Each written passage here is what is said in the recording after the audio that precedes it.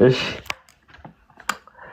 በስመ አብ ወወልድ ወመንፈስ ቅዱስ አሐዱ አምላክ አሜን። የእግዚአብሔር ቤተሰቦች እናታችን የቅድስት ድንግል ማርያም አስራት ልጆች በወደደን ስለኛም ራሱን አሳልፎ በሰጠው በጌታችን በመድኃኒታችን በኢየሱስ ክርስቶስ ፍቅር ሁላችሁንም ሰላም እያልኳችሁ እግዚአብሔር አምላክ በወደደና በፈቀደ መጠን የጀመርነውን የመጀመሪያይቱ የሐዋርያው ዮሐንስ መልእክት ፍጻሜ ዛሬ የምንመለከት ይሆናል።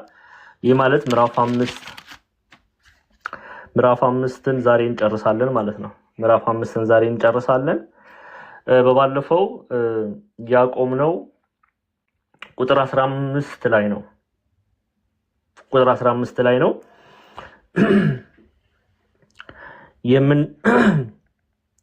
የምንለምነውን ሁሉ እንዲሰማን ብናውቅ ይቅርታ እንዴ ቁጥር 15ን አይተናል። 16 ላይ ነው ያቆምነው። ቁጥር 16 ላይ እሺ ይቅርታ እንዴ ሞት የሚገባው ኃጢአት አለ፣ ስለዚያ እንዲጠይቅ አልልም። አመጻ ሁሉ ኃጢአት ነው፣ ሞትም የማይገባው ኃጢአት አለ ይላል። እሺ ከዚህ ነው የምንጀምረው ማለት ነው። ከቁጥር 15ን አይተናል አይደለ? እስቲ አስታውሱኝ ጎበዞች ካላችሁ። ቁጥር 15ን አይተናል። ቁጥር 15 የምንለምነውን ሁሉ እንዲሰማልን ብናውቅ ከእርሱ የለመነው ልመና እንደተቀበለን እናውቃለን የሚለውን አይተናል። ያ ከቁጥር 16 ነው የምንቀጥለው ማለት ነው። ከዛ በፊት ሁሉ ጊዜ እንደምናደርገው መጀመሪያይቱ የሐዋርያው ዮሐንስ መልእክት ለተጻፈ ይሄንን መልእክት ወልደ ዘብዴዎስ የዘብዴዎስ ልጅ ያዕቆብ ወንድም ቅዱስ ዮሐንስ ቁጥሩ ከ12ቱ ሐዋርያት የሆነው ቅዱስ ዮሐንስ ለምንድን ነው የጻፈው የሚለውን 4 ነጥብ አይተናል። ሁሉ ጊዜ እያየን ነው የምንሄደው። ከዛ ነው የምንጀምረው። 4ቱን ነጥብ እናነሳና ካቆምንበት እንቀጥላለን ማለት ነው። 4ቱን ነጥብ እናነሳና ካቆምንበት እንቀጥላለን ማለት ነው። እሺ መጀመሪያ ይሄ መልእክት የተጻፈበት ደስታችን ፍጹም ይሆን ዘንድ ነው። የዛሬ አቲንግ ባለሳሳት 2 ወር እንደዚህ ገደማ ስንጀምር ትምህርቱን ምዕራፍ 1 መጀመሪያይቱ የሐዋርያው ዮሐንስ መልእክት ምዕራፍ 1 ቁጥር 4ን ተመልክተናል። ሙሉ አውዱን ተመልክተናል። ቁጥር 4 ላይ ቅዱስ ዮሐንስ ምን ይላል? ደስታችሁም እንዲፈጸም ይህን እንጽፍላችኋለን ይላል። ደስታችሁ እንዲፈጸም ይህን እንጽፍላችኋለን። ምን ማለት ነው? ይሄቺ መልእክት የተጻፈችው ፈርስት ጃን የተጻፈችው the epistle of first John የተጻፈችው ወይም መጀመሪያይቱ የሐዋርያው ዮሐንስ መልእክት የተጻፈችው ለምንድን ነው? የመጀመሪያው ምክንያት አንደኛ ዮሐንስ ምዕራፍ 1 ቁጥር 4 ላይ ራሱ አስቀምጦልናል። ደስታችሁም እንዲፈጸም ይህን እንጽፍላችኋለን። ደስታችሁ እንዲፈጸም በክርስቶስ ኢየሱስ ሙሉ ደስተኞች እንድትሆኑ ይሄንን መልእክት እንጽፍላችኋለን። ስለዚህ ይሄ መልእክት አንዱ የተጻፈበት ምክንያት ምንድነው? በክርስቶስ ኢየሱስ እኔና እናንተ ደስተኞች እንሆን ዘንድ ፍጹም ደስታን እንላበስ ዘንድ ሊመክረን ቅዱስ ዮሐንስ ይሄን መልእክት ጽፏል። አውዱን በተመለከትንበት ክፍል ላይ ምዕራፍ 1ን ባጠናንበት ክፍል ላይ ይህ ምን ማለት ነው የሚለውን በስፋት አይተናል። ስለዚህ ዛሬ መድገም አይጠበቅብንም ማለት ነው። በደንብ ምዕራፍ 1ን ባየንበት ክፍል ላይ አይተናል። ሁለተኛ ይሄ መልእክት የተጻፈው ለምንድን ነው ቢሉ ኃጢአትን እንዳናደርግ። እኔና እናንተ ኃጢአትን እንዳናደርግ ይሄ መልእክት ተጽፏል። ይሄንን ራሱ ቅዱስ ዮሐንስ ምዕራፍ 2 ቁጥር 1 ላይ ልጆቼ ሆይ ኃጢአትን እንዳታደርጉ ይህን እጽፍላችኋለሁ ይላል። ምን እንዳታደርጉ? ኃጢአትን እንዳታደርጉ። ከኃጢአት ጋር ህብረት እንዳይኖረን ይሄንን መልእክት ሲጽፍልን እናነባለን። ሶስተኛው to avoid the deceivers ወይም አንቲክራይስት የሚባሉ የክርስቶስ ተቃዋሚ የሚባሉትን ወይም የስህተት ትምህርት የሚያስተምሩትን ከነሱ እንርቅ ዘንድ ይሄ መልእክት ተጽፏል። ይሄንን ራሱ ምዕራፍ 2 ቁጥር 26 ላይ እንዲህ ሲል ያሰፍረዋል። ስለሚያስቷችሁ ሰዎች ይህን ጽፌላችኋለሁ ይላል። ስለዚህ ስለሚያስቷችሁ ሰዎች፣ የተሳሳተን ትምህርት ስለሚናገሯችሁ ሰዎች ይሄንን መልእክት ጽፌላችኋለሁ ይላል። ስለዚህ ይሄ መልእክት ሶስተኛ የተጻፈበት ምክንያት ከሐሰተኞች እንጠበቅ ዘንድ ነው። ይሄንን ምዕራፍ 2ን በተለይ ኃጢአት እንዳናደርግና ከሐሰተኞች እንጠበቅ የሚለውን ሐሳብ ምዕራፍ 2ን ባጠናንበት ክፍል ላይ በስፋት የተማርነው ነው። የመጨረሻው እና አራተኛው ምዕራፍ 5 ላይ እናያለን። በባለፈው አይተናል። ይሄም ምንድነው? የዘላለም ሕይወት እንዳላችሁ ታውቁ ዘንድ በእግዚአብሔር ልጅ ስም ለምታምኑ ይህን ጽፌላችኋለሁ ይላል። ምን እንዳላችሁ ታውቁ ዘንድ? የዘላለም ሕይወት እንዳላችሁ ታውቁ ዘንድ ይሄንን መልእክት ጽፌላችኋለሁ አንድም በክርስቶስ ኢየሱስ ሙሉ እምነት ይኖረን ዘንድ ይሄ መልእክት ተጽፏል። ስለዚህ ከዚህ በኋላ ወደፊት በእግዚአብሔር አምላክ በፈቀደ ህይወት መንገዳችሁ ስትመላለሱ ዞር ብላችሁ እችን ተመልከቷት። መጀመሪያ የሐዋርያ ዮሐንስን ስትመለከቱ የተጻፈበት ምክንያት 4 ነጥቦችን መያዝ ግዴታ አለባችሁ ክርስቲያኖች። እነዚህ ነጥቦች እያስታወሳችሁ ቅዱስ ዮሐንስ ይሄንን መልእክት እኮ የጻፈው ለኔ ነው። ይሄም ምንድነው? በክርስቶስ ደስተኛ ሆን ዘንድ ኃጢአት እንዳላደርግ ሊመክረኝ፣ ከሐሰተኞች እንድጠበቅ፣ በክርስቶስ ኢየሱስ የዘላለም ህይወት እንዳለኝ አውቅ ዘንድ ሐዋርያው የያዕቆብ ወንድም ቅዱስ ዮሐንስ ይሄን መልእክት ጽፎልኛል የሚለውን ሐሳብ በልባችሁ ላይ ልታትሙ ግድ ይላል። ኦኬ። ስለዚህ 4 ነጥብ ነው። ይሄ ኢትዮጵያውያንም ግብፃውያንም የቤተክርስቲያን መተርጉማን የሚያሰፍሩት ነው። ለአብነት ያህል ቄስ ቴዎድሮስ ማላቲ በፓትሪስቲክ ኮሜንታሪያቸው ላይ ኤፒስትል ኦፍ ጃን የቅዱስ ዮሐንስ መልእክት የተጻፈበትን 4 ነጥብ ያስቀምጣሉ፣ ሪፈረንስ ያስቀምጣሉ እዛው ከዮሐንስ መጽሐፍ ውስጥ ማለት ነው፣ ከመልእክተ ዮሐንስ ውስጥ። አንደኛ that our joy may be full ቅድም ያነበብነው ነው። ሁለተኛ that our joy may be full ማለት ደስታችን ፍጹም ይሆን ዘንድ ነው። ሁለተኛ that we do not sin ወይም ኃጢአት እንዳናደርግ። ሶስተኛ to avoid the deceivers የተባሉት የስህተት ትምህርት የሚያስተምሩ አንቲክራይስት የተባሉ ይጠራሉ። የስህተት አስተማሪዎች እንድንጠበቅ ነው። የመጨረሻውና አራተኛው to know that we have eternal life ዘላለማዊ ህይወት እንዳለን እንድናውቅና to have confidence in him በክርስቶስ ኢየሱስ ሙሉ መተማመን ይኖረን ዘንድ ይሄ መልእክት እንደተጻፈ አባቶቻችን ይናገራሉ። ይሄን ካየን ቀጥታ ዛሬ ምዕራፍ 5 ነው የምንቀጥለው ማለት ነው። ምዕራፍ 5 ከቁጥር 16 ጀምሮ እስከ ፍጻሜ ያለችውን እናያለን። ከዛ በኋላ ምን ማለት ነው? ጨረስን ማለት ነው። በኋላ እግዚአብሔርን በዝማሬ እናመሰግናለን። አስተምሮናልና መክሮናልና ገስጾናልና እያልን እግዚአብሔርን እናመሰግናለን። ያስተማረን ማን ነው? እግዚአብሔር አምላክ። የገሰጸን ማን ነው? እግዚአብሔር አምላክ። ማንን ተጠቅሞ? ቅዱስ ዮሐንስን ተጠቅሞ። ኦኬ። 2 ወር ሙሉ 2 ወር የሚጠጋ ሙሉ መጀመሪያዊቱን የሐዋርያ ዮሐንስ መልእክት ስንማር ቆይተናል። ስለዚህ ዛሬ ልንጨርስ ነው ማለት ነው። ስለዚህ ተማሪዎች እንኳን በዚህ አጋጣሚ የዮሐንስ መልእክት ተማሪዎች እንኳን ደስ አላችሁ። አንደኛውን የመጀመሪያውን ክፍል ላይ ጨረስነው፣ 2 ይቀረናል ከዚህ በኋላ። ይሄም ሁለተኛና ሶስተኛ የሐዋርያ ዮሐንስ መልእክት ነው። ይሄን ከጨረስን በኋላ ተማሪዎች ትመረቃላችሁ ማለት ነው። በዚሁ መሰረት ተሰሎንቄንም እየተማራችሁ ያላችሁ በመጽሐፍ የበረታችሁት ወንድሞች አላችሁ።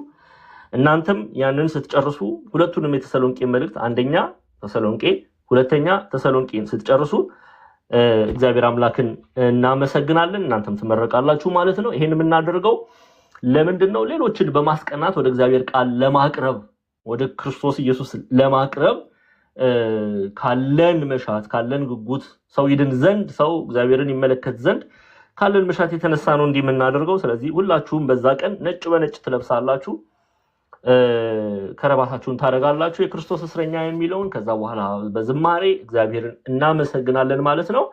እግዚአብሔር አምላክ ይረዳናል። መልእክተ ዮሐንስ ተማሪዎች ዛሬ መልእክተ ዮሐንስ 1ን እንጨርሳለን። 2 እና 3 በሚመጡት 2 ሳምንታት ጨርሰን ከዛ በኋላ የሚሆነው መርሃ ግብር የምረቃ መርሃ ግብር ነው የሚሆነው። ተማሪዎች ይመረቃሉ ማለት ነው።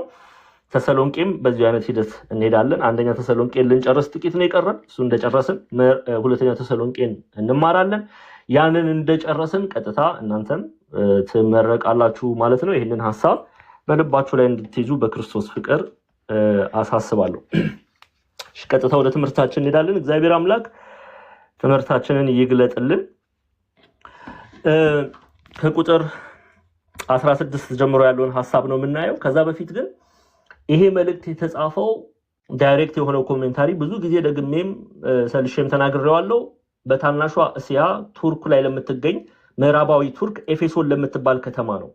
ቅዱስ ዮሐንስ በዛች ከተማ ላለች ቤተክርስቲያን ነው ዳይሬክት የሆነ ኮሜንታሪውን ያዘጋጀው፣ ይሄንን መልእክት ያዘጋጀው ማለት ነው። ለአብነት ያህል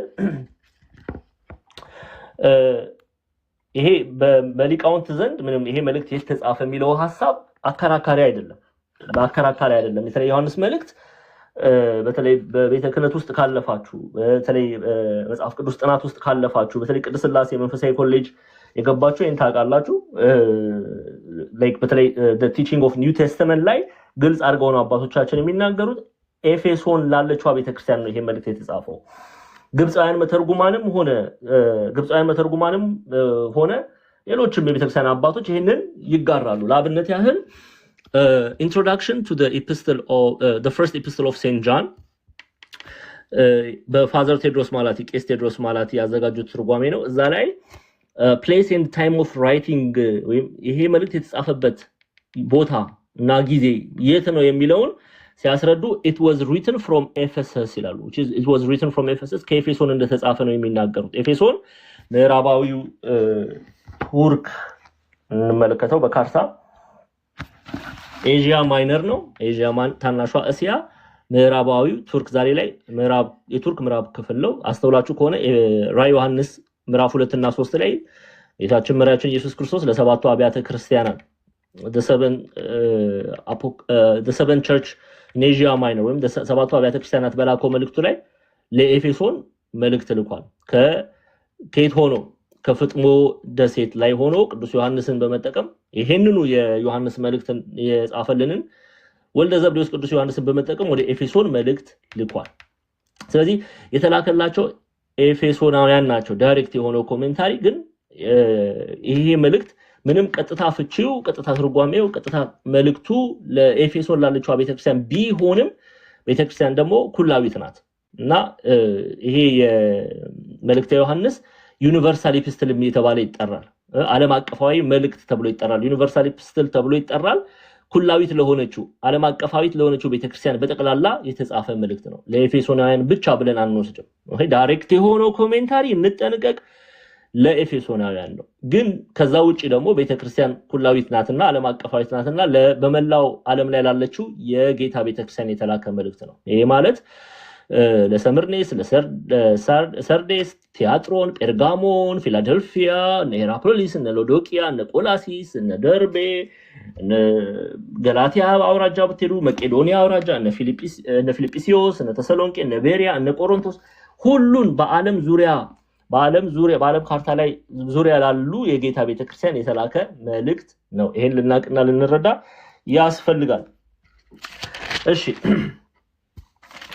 አሁን ቁጥር 16 ላይ ቆምነው 15ን ጨርሰናል። 16 ጀምሮ ያለውን ክፍል እናያለን ማለት ነው። እሺ ቁጥር 16 ላይ ነው ያለው።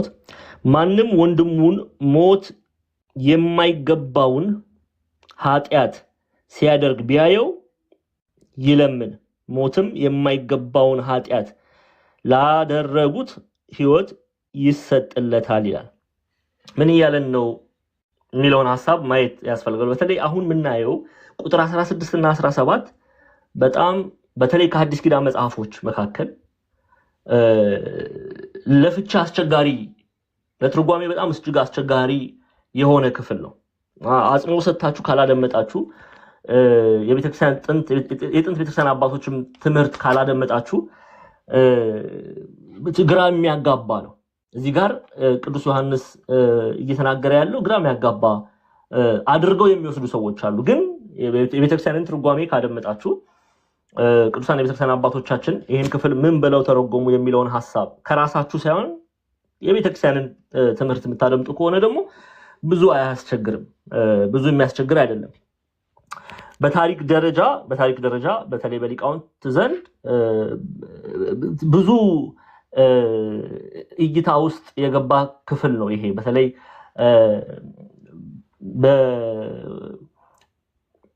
በቤተክርስቲያን አስተምሮ ዘንድ አንዳንድ ሰዎች አሉ የራሳቸውን አስተያየት ሰጥተው የሚያልፉበት፣ አንዳንዱ ደግሞ የመሰለውን የሚናገር።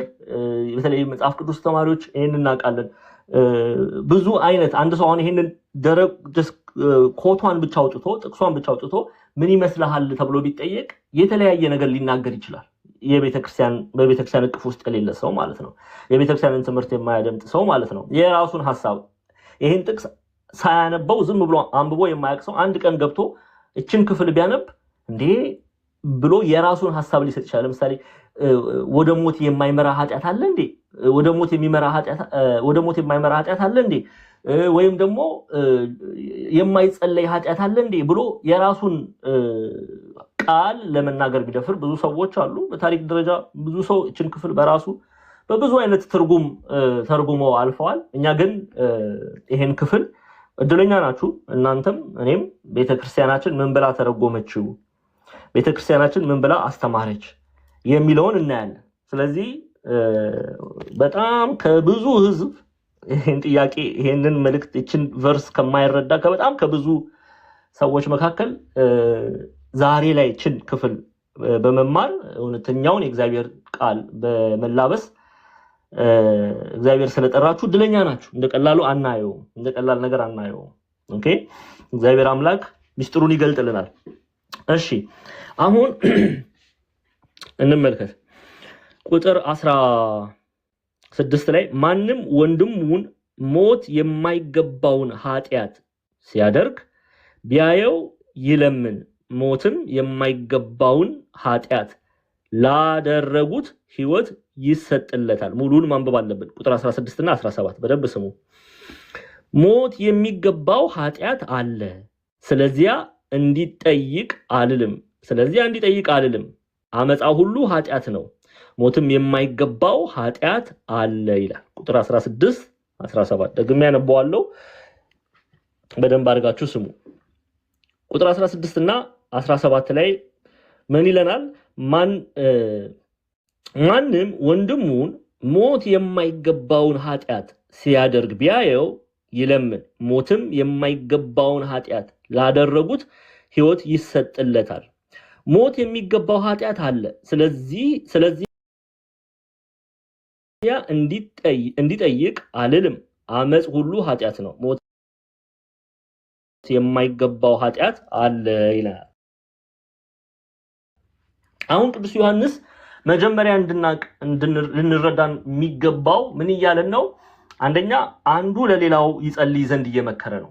ኦኬ አንዱ ለሌላው ይጸልይ ዘንድ ሐዋርያው ቅዱስ ጳውሎስ በአንደኛ ጢሞቴዎስ ምዕራፍ 2 ቁጥር 1 እና 6 ላይ እንዲህ ይለናል።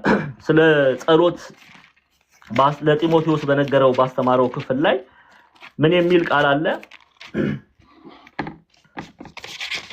አንደኛ ጢሞቴዎስ መጀመሪያይቱ የሐዋርያው የጳውሎስ መልእክት ወደ ጢሞቴዎስ ምዕራፍ 2 ቁጥር 1 ላይ እንዲህ ይላል ቅዱስ ጳውሎስ ጢሞቴዎስን፣ እንግዲህ እግዚአብሔርን በመምሰልና በጭምትነት ሁሉ ጸጥና ዝግ ብለን እንድንኖር ልመናና ጸሎት፣ ምልጃም ምስጋናም ስለ ሰዎች ሁሉ፣ ስለ ነገስታትና ስለ መኳንንት ሁሉ እንዲደረጉ ከሁሉ በፊት ምን ብሎታል? እመክራለሁ ብሎታል። ኦኬ ቤተክርስቲያን ታዛለች አንዱ ለሌላው ይጸልይ ዘንድ። ይሄ የቤተክርስቲያን ባህሪዋ ነው። ቅዱስ ዮሐንስ አፈወርቅ ለዚህ ነው ቤተክርስቲያን ሐኪም ቤት ናት እንጂ ፍርድ ቤት አይደለችም። ስራዋ ምንድነው? ማከም ነው። የቤተክርስቲያን ስራ ምንድነው? ማከም። ቤተክርስቲያን የተባለን እኔና እናንተ ስራችን ምንድነው? ማከም ነው። ማከም ኦኬ ለሰዎች መጸለይ፣ አንዱ ለአንዱ እንዲጸልይ ቤተክርስቲያን ታዛለች። ለዚህ ነው ቅዱስ ጳውሎስ ጢሞቴዎስን እንግዲህ እግዚአብሔርን በመምሰልና በጭምትነት ሁሉ ጸጥና ዝግ ብለን እንድንኖር ልመናና ጸሎት፣ ምልጃም ምስጋናም ስለ ሰዎች ሁሉ፣ ስለ ነገስታት፣ ስለ መኳንንት ሁሉ እንዲደረጉ ከሁሉ በፊት እመክራለሁ አለ። ኦኬ ጸሎት ለነገስታት እንዲደረግ እመክራለሁ፣ ለሰዎች ሁሉ እንዲደረግ እመክራለሁ፣ ለመኳንንት ሁሉ እንዲደረግ እመክራለሁ እያለ ሐዋርያው ቅዱስ ጳውሎስ ጢሞቴዎስን ሲመክረው ሲያዘው እንመለከታለን። አንደኛ ዮሐንስ ምዕራፍ 1 ቁጥር 9 ላይ እዛ ወደ ዮሐንስ መልእክት እንመለስ። መጀመሪያ የሐዋርያው ዮሐንስ መልእክት ምዕራፍ 1 ቁጥር 9 ላይ እንዲህ የሚል ኃይለ ቃል እናገኛለን። እሺ እንዲህ ይላል፣ ኃጢአት የለብንም ብንል ራሳችንን እናስታለን፣ እውነትም በእኛ ውስጥ የለም። በኃጢአታችን ብንናዘዝ ኃጢአታችንን ይቅር ሊለን ከአመፃም ሁሉ ሊያነጻን የታመነ ጻድቅ ነው ይለናል። ስለ ኢየሱስ ክርስቶስ ሲናገር ኃጢአታችንን ብንናዘዝ በድለናል፣ አጥፍተናል ብንል እግዚአብሔር አምላክ ይቅር ባይ አምላክ ነው። እግዚአብሔር አምላክ ይቅር ይለናል እያለን ነው ቅዱስ ዮሐንስ። አሁን ወደ ቀደሙ ጥቅስ እንመለስ። አሁን ቅዱስ ዮሐንስ ምን አለ? በደንብ ስሙት። ማንም ወንድሙን ሞት የማይገባውን ኃጢአት ሲያደርግ ቢያየው ይለምን፣ ሞትም የማይገባውን ኃጢአት ላደረጉት ሕይወት ይሰጥለታል አለ። አሁን እነዚህ ሰዎች እነማን ናቸው? በነገራችን ላይ መጀመሪያ ማወቅ ያለባችሁ ያመኑ ናቸው። እነዚህ ወንድሞች እያለ ነው የሚጠራቸው። በክርስቶስ ኢየሱስ በኩል ወንድሞቹ ናቸው፣ አማኞች ናቸው። ኦኬ። አሁን በኤፌሶን ቤተክርስቲያን ውስጥ ሆነው ኃጢአት ያደረጉ አሉ፣ የበደሉ አሉ፣ እግዚአብሔርን ያሳዘኑ አሉ፣ በማወቅም ባለማወቅ ኦኬ፣ የደክመው በስጋ ድካም ምክንያት በተለያየ አይነት ኃጢአት ውስጥ ይወደቁ አሉ።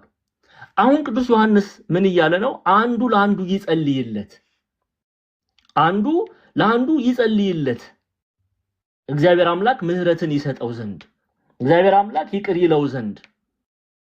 እነዚህ ሰዎች የንስሐ ልብ አላቸው።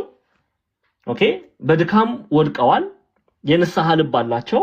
ኦኬ፣ ስለዚህ ይመለሳሉ። የሚለመስ ልባቸው አልደነደነም፣ የመመለስ ይፈልጋሉ። የስጋ ድካም ነው ያላቸው። ስለዚህ ጸልዩላቸው። ኦኬ፣ አንዱ አንዱን በጸሎት ያስበው እያለ ነው ቅዱስ ዮሐንስ። ስለዚህ ወደ ሞት ኃጢአቱ ሰውየው ያደረገው ኃጢአት ሁሉ ከእግዚአብሔር ይለያል። ግን ወደ ሞት የማይወስድ የተባለው ምንድነው? ሰዎቹ የንስሐ ልብን ስለተላበሱ መመለስን ስለሚፈልጉ እግዚአብሔርም ይቅር ስለሚላቸው ኦኬ በድለዋል። ስለዚህ ወደ ቤተክርስቲያን ከተመለሱ ስለሚድኑ ነው። ምን ይላል? የምንለምነውን ይቅርታ ቁጥር 16 ላይ ማንም ወንድሙን ሞት የማይገባውን ኃጢአት ሲያደርግ ቢያየው ይለምን፣ ሞትም የማይገባውን ኃጢአት ላደረጉት ሕይወት ይሰጥለታል ይላል። ሞት የማይገባው ኃጢአት ሲል እነሱ ይመለሳሉ። እግዚአብሔር አምላክ አንድያ የባህሪ ልጁን የላከው ወደዚች ምድር ሊፈርድ አይደለም ሊያድን ነው። ስለዚህ እሱ ይቅር ይላቸዋል፣ ሊፈርድባቸው አልተላኩም። ካስታወሳችሁ በዮሐንስ ወንጌል ላይ አንዴ እንመለስ በደንብ ይሄን ሐሳብ ለመረዳት። ዮሐንስ ወንጌል ምዕራፍ 3 ቁጥር 16 ላይ በእርሱ የሚያምን ሁሉ የዘላለም ሕይወት እንዲኖረው እንጂ እንዳይጠፋ እግዚአብሔር አንድያ ልጁን እስኪሰጥ ድረስ ዓለሙን እንዲሁ ወዷል። ዓለም በልጁ እንዲድን ነው እንጂ በዓለም እንዲፈርድ እግዚአብሔር ወደ ዓለም አላከውም። ኢየሱስ ክርስቶስን የላከው እኛ በእርሱ አምነን እንድንድን ነው። ኦኬ፣ በእርሱ አምነን ከጨለማ ወደሚደነቅ ብርሃን እንድናልፍ ነው እግዚአብሔር አንድያ የባህሪ ልጁን የላከው ኢየሱስ ክርስቶስን። አሁን እነዚህ ሰዎች በድለዋል፣ አሳዝነዋል እግዚአብሔርን በኃጢአት ግን የስጋ ድካም ነው፣ ደክመው ስተዋል። ስለዚህ ምን መሆን አለባቸው? ሊጸለይ በህብረት አንዱ ወንድሞች በህብረት ሆነው ለእነርሱ ሊጸልዩ ይገባል። ከዛ በኋላ ንስሐ ይገባሉ፣ ወደ ቤተክርስቲያን ይመለሳሉ። አስታውሳላችሁ ምዕራፍ 2 ላይ እንደተናገረው ማለት ነው። ልጆቼ ሆይ ኃጢአትን እንዳታደርጉ ይህን እጽፍላችኋለሁ። ማንም ኃጢአትን ቢያደርግ ከአብ ዘንድ ጠበቃ አለን። ጠበቃ ተብሎ የተጠራ ምንድነው? የጌታችን የመድኃኒታችን ኢየሱስ ክርስቶስ ኦኬ ስጋና ደሙን ጠበቃ እያለ ይጠራዋል። አባቶቻችን ስጋና ደሙን ነው ይላሉ። ስለዚህ ንስሐ ገብቶ አንድ ሰው ምንድነው የሚያደርገው? ቤተክርስቲያናችን ጌታችን መድኃኒታችን ኢየሱስ ክርስቶስ ስጋውን ደሙን ይወስዳል አይደለ? ቅዱስ ቁርባን ይካፈላል ንስሐ ከገባ በኋላ። ከዛ በኋላ ይመለሳል፣ ህብረት ያደርጋል፣ ከእግዚአብሔር ጋር ህብረት ያደርጋል፣ ይመለሳል። ስለዚህ እነዚህ ሰዎች መመለስ የሚፈልጉ ናቸው። ስለዚህ ሞት አይገባቸውም። ምንድነው የሚገባቸው? ንስሐ እንዲገቡ መጸለይ፣ ልናበረታታቸው ነው የሚገባው። ንስሐ ግቡ ብለን እግዚአብሔርን ምህረት ያደርግላቸው ዘንድ ቤተክርስቲያን ልትጸልይላቸው ነው የሚገባው። አሁን ምን አለ ቅዱስ ዮሐንስ? ስለዚህ ማንም ወንድሙን ሞት የማይገባውን ኃጢአት ሲያደርግ ቢያየው ይለምን፣ ሞትም የማይገባውን ኃጢአት ላደረጉት ሕይወት ይሰጥለታል፣ ሕይወት ይሰጣቸዋል ማለት ነው። ሲመለሱ በንስሐ ሲመለሱ ሕይወት ይሰጣቸዋል። ኦኬ፣ ቤተክርስቲያን ለዚህ ነው እምነትና ስራን አስተባብረን መያዝ መቻል አለብን። ብናምን አምነን በኃጢአት ብንመላለስ እንሞታለን። ንስሐ ግን መግባት አለብን። ሚስጥራትን የቤተክርስቲያን ሚስጥራትን መፈጸም አለብን። ከእግዚአብሔር ጋር መታረቅ አለብን። በምን? በንስሐ በስጋው ደሙን ሚስጥራት የቤተክርስቲያን ሚስጥራትን በመፈጸም በድለናል፣ አሳዝነናል ብለን ልንመለስ ግድ ይለናል። እርሱ መሐሪ አምላክ ነው፣ ይቅር የሚል አምላክ ነው፣ የሚምር አምላክ ነው ትላለች። የሚምር አምላክ ስለሆነ ይቅር ይለናል። አሁን ታዲያ ሞት የሚገባው ኃጢአት ምንድነው? እሺ ተመልከቱ። ሕይወት ይሰጥለታል ካለ በኋላ ሞት የሚገባው ኃጢአት አለ አለ ቅዱስ ዮሐንስ። ሞት የሚገባው ኃጢአት አለ፣ ስለዚያ እንዲጠይቅ አልልም አለ። ስለዚያ እንዲጠይቅ አልልም። እኔ ያልኩ ያለሁት በንስሐ መመለስ ለሚፈልጉ ኦኬ፣ ወደ እግዚአብሔር መመለስ ለሚፈልጉ የደከሙ ሰዎች፣ በስጋ የደከሙ ሰዎች እነሱ ተመክረው በጸሎት ወደ ቤተክርስቲያን ይመለሱ ዘንድ ይሞቱ ዘንድ አይገባም ካለ በኋላ ሞት የሚገባው ኃጢአት አለ። ምንድነው ይሄ ኃጢአት? ኢትዮጵያ ኦርቶዶክስ ተዋሕዶ ቤተክርስቲያን በአንድምታ ትርጓሜ ላይ አንድ ጊዜ ካመኑ ከተጠመቁ በኋላ ምን ምግባር ይሻል ማለት ገድል መወሰን ብሎ አስቀምጦታል። ምን አንዴ ካመኑ በኋላ አንዴ ከተጠመቁ በኋላ ትላለች እቺን ክፍል ላይ። ከዛ በኋላ ምግባር አይሻም፣ ምክንያቱም እግዚአብሔርን መስዬ ልመላለስ አይገባም። ስለዚህ እንደፈለኩ እያወቁ የእግዚአብሔርን ጸጋ ከተቀበሉ በኋላ የእግዚአብሔር ልጆች ከተባሉ በኋላ የእግዚአብሔርን ቃል ከሰሙ ካወቁ በኋላ አውቀው የሚበድሉ ሰዎች አሉ።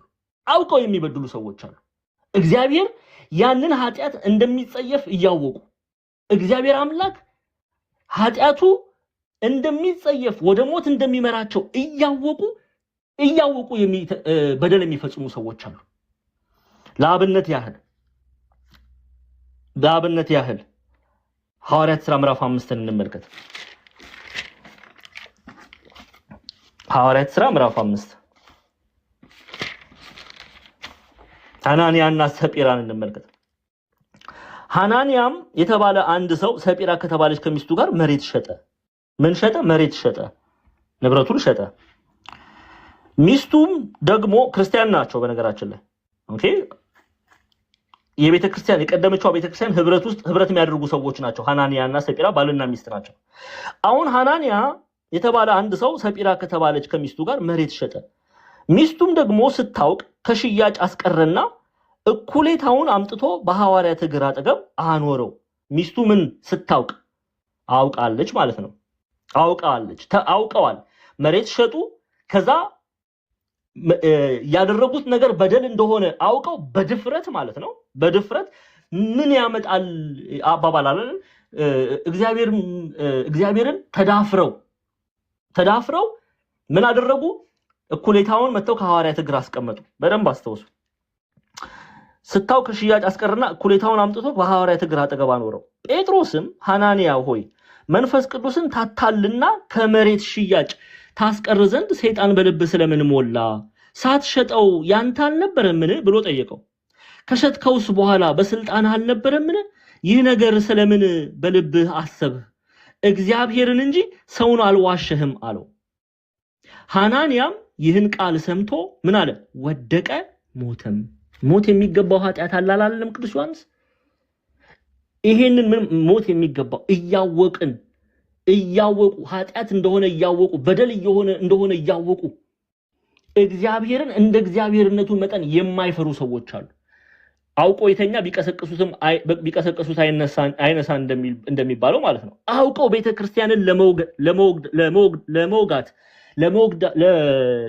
ለመውጋት ወንድሞችን ለመጉዳት የሚያደርጉ ሰዎች አሉ።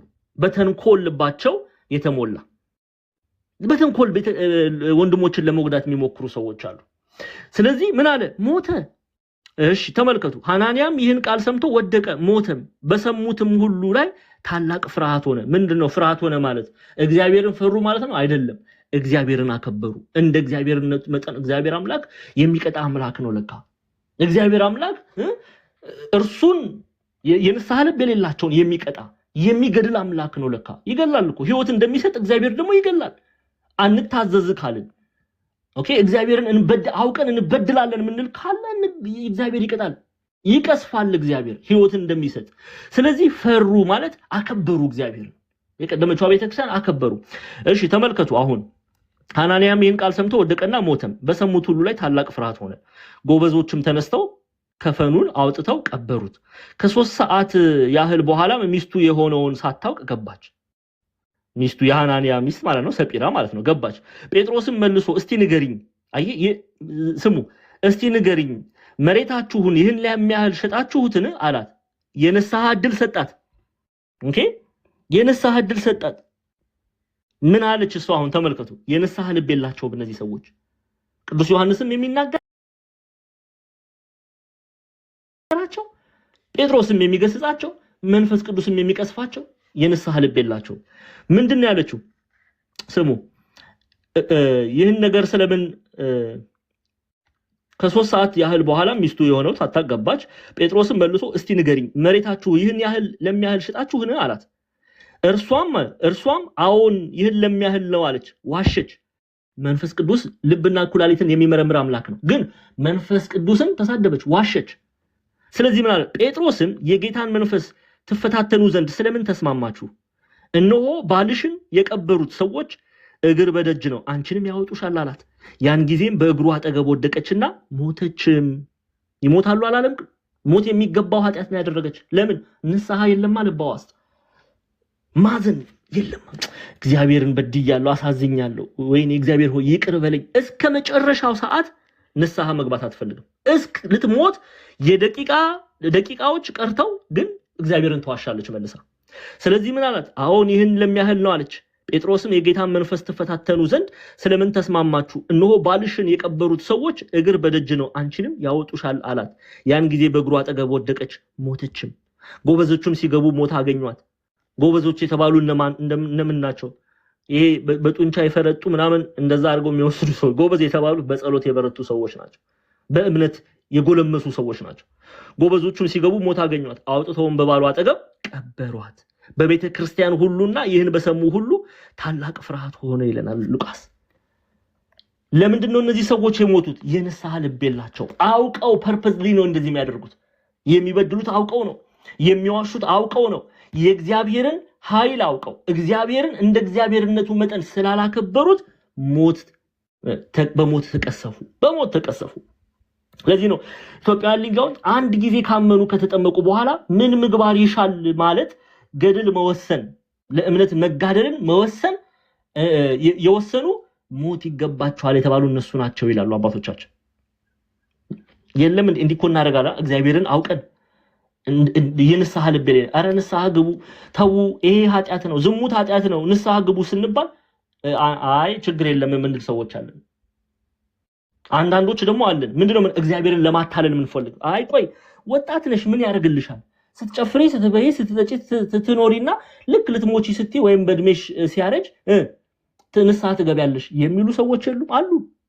እነዚህ ሰዎች እነማን ናቸው? እኔ አይደለም ያልኩት፣ የቤተ ክርስቲያን አስተምሮ ሞት ይገባቸዋል። ሞት የሚገባው ኃጢአት አለ። ስለዚያ እንዲጠይቅ አይደለም እግዚአብሔርን ለማታለል በእግዚአብሔር ላይ ክፉ የሚናገሩ ሰዎች አሉ። እነዚህ የንስሐ ልብ የላቸውም። ስለዚህ ምን ይገባቸዋል? ሞት ይገባቸዋል። ሞት ይገባቸዋልና መንፈስ ቅዱስን እየተሳደቡ ነውና። ኦኬ አንዳንድ ሊቃውንት አሉ እነዚህም የተባሉ እግዚአብሔርን የሚክዱ በመንፈስ ቅዱስን የሚክዱ መካድ መንፈስ ቅዱስን መካድ መሳደብ ማለት ነው። ማቴዎስ ወንጌል ምዕራፍ 12 ላይ የማቴዎስ ወንጌል ምዕራፍ 12 አንዴት ከፍቱልኛላችሁ ምንድነው የሚለው? ማቴዎስ ወንጌል ምዕራፍ 12 ቁጥር 31 ላይ ማቴዎስ 12:31 ላይ ምን ይላል? ቁጥር 31 ላይ ስለዚህ እላችኋለሁ ኃጢአትና ስድብ ሁሉ ለሰዎች ይሰረይላቸዋል፣ ነገር ግን መንፈስ ቅዱስን ለሰደበ አይሰረይለትም፣ ስርየት አያገኝም። ለምንድን ነው መንፈስ ቅዱስን የሰደበ ስርየት አያገኝም? እግዚአብሔርን እግዚአብሔር ብሎ በወልደ እግዚአብሔር ትምህርት ያልጸና በመንፈስ ቅዱስና እግዚአብሔር አብ የለውም ያላመነ ሰው በእውነት ያላመነ ሰው ስርየት አያገኝም። ሚስጥረ ንስሐ አይፈጸምለትም። በማን አምኖ ነው ንስሐ የሚገባው? በአላህ አምኖ ነው ንስሐ የሚገባው? በመሐመድ አምኖ ነው ንስሐ የሚገባው? ኖ ሰው በክርስቶስ ኢየሱስ በእውነት ሳያምን እንዴት ስርየት ያገኛል? ስለዚህ መንፈስ ኃጢአቱ አይሰረይለትም። ኃጢአቱ ምንድነው? በእግዚአብሔር አያምንም። ኦፍ ኮርስ በእግዚአብሔር ያላመነ ሰው ኃጢአት ምን አይነት ንስሐ ነው የሚደረግለት?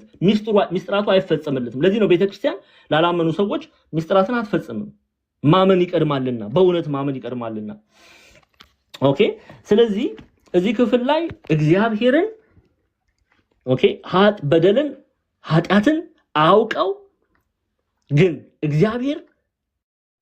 እግዚአብሔርን በትዕቢት ንቀው ደጋግመው ኃጢአት የሚያደርጉት ንስሐ አያስፈልጋቸውም።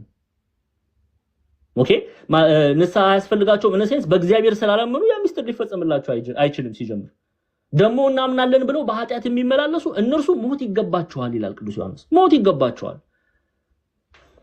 ታስታውሳላችሁ? ከሰባቱ ዲያቆናት መካከል አንዱ ማን ነው? አንዴ እዚሁ በኤፌሶን የነበረው ያስተምር የነበረው ማን ነው? እስቲ እንመልከት። ሐዋርያት ሥራ ምዕራፍ 6 ኒቆላዎስን እንመልከተው። ሐዋርያት ሥራ ምዕራፍ 6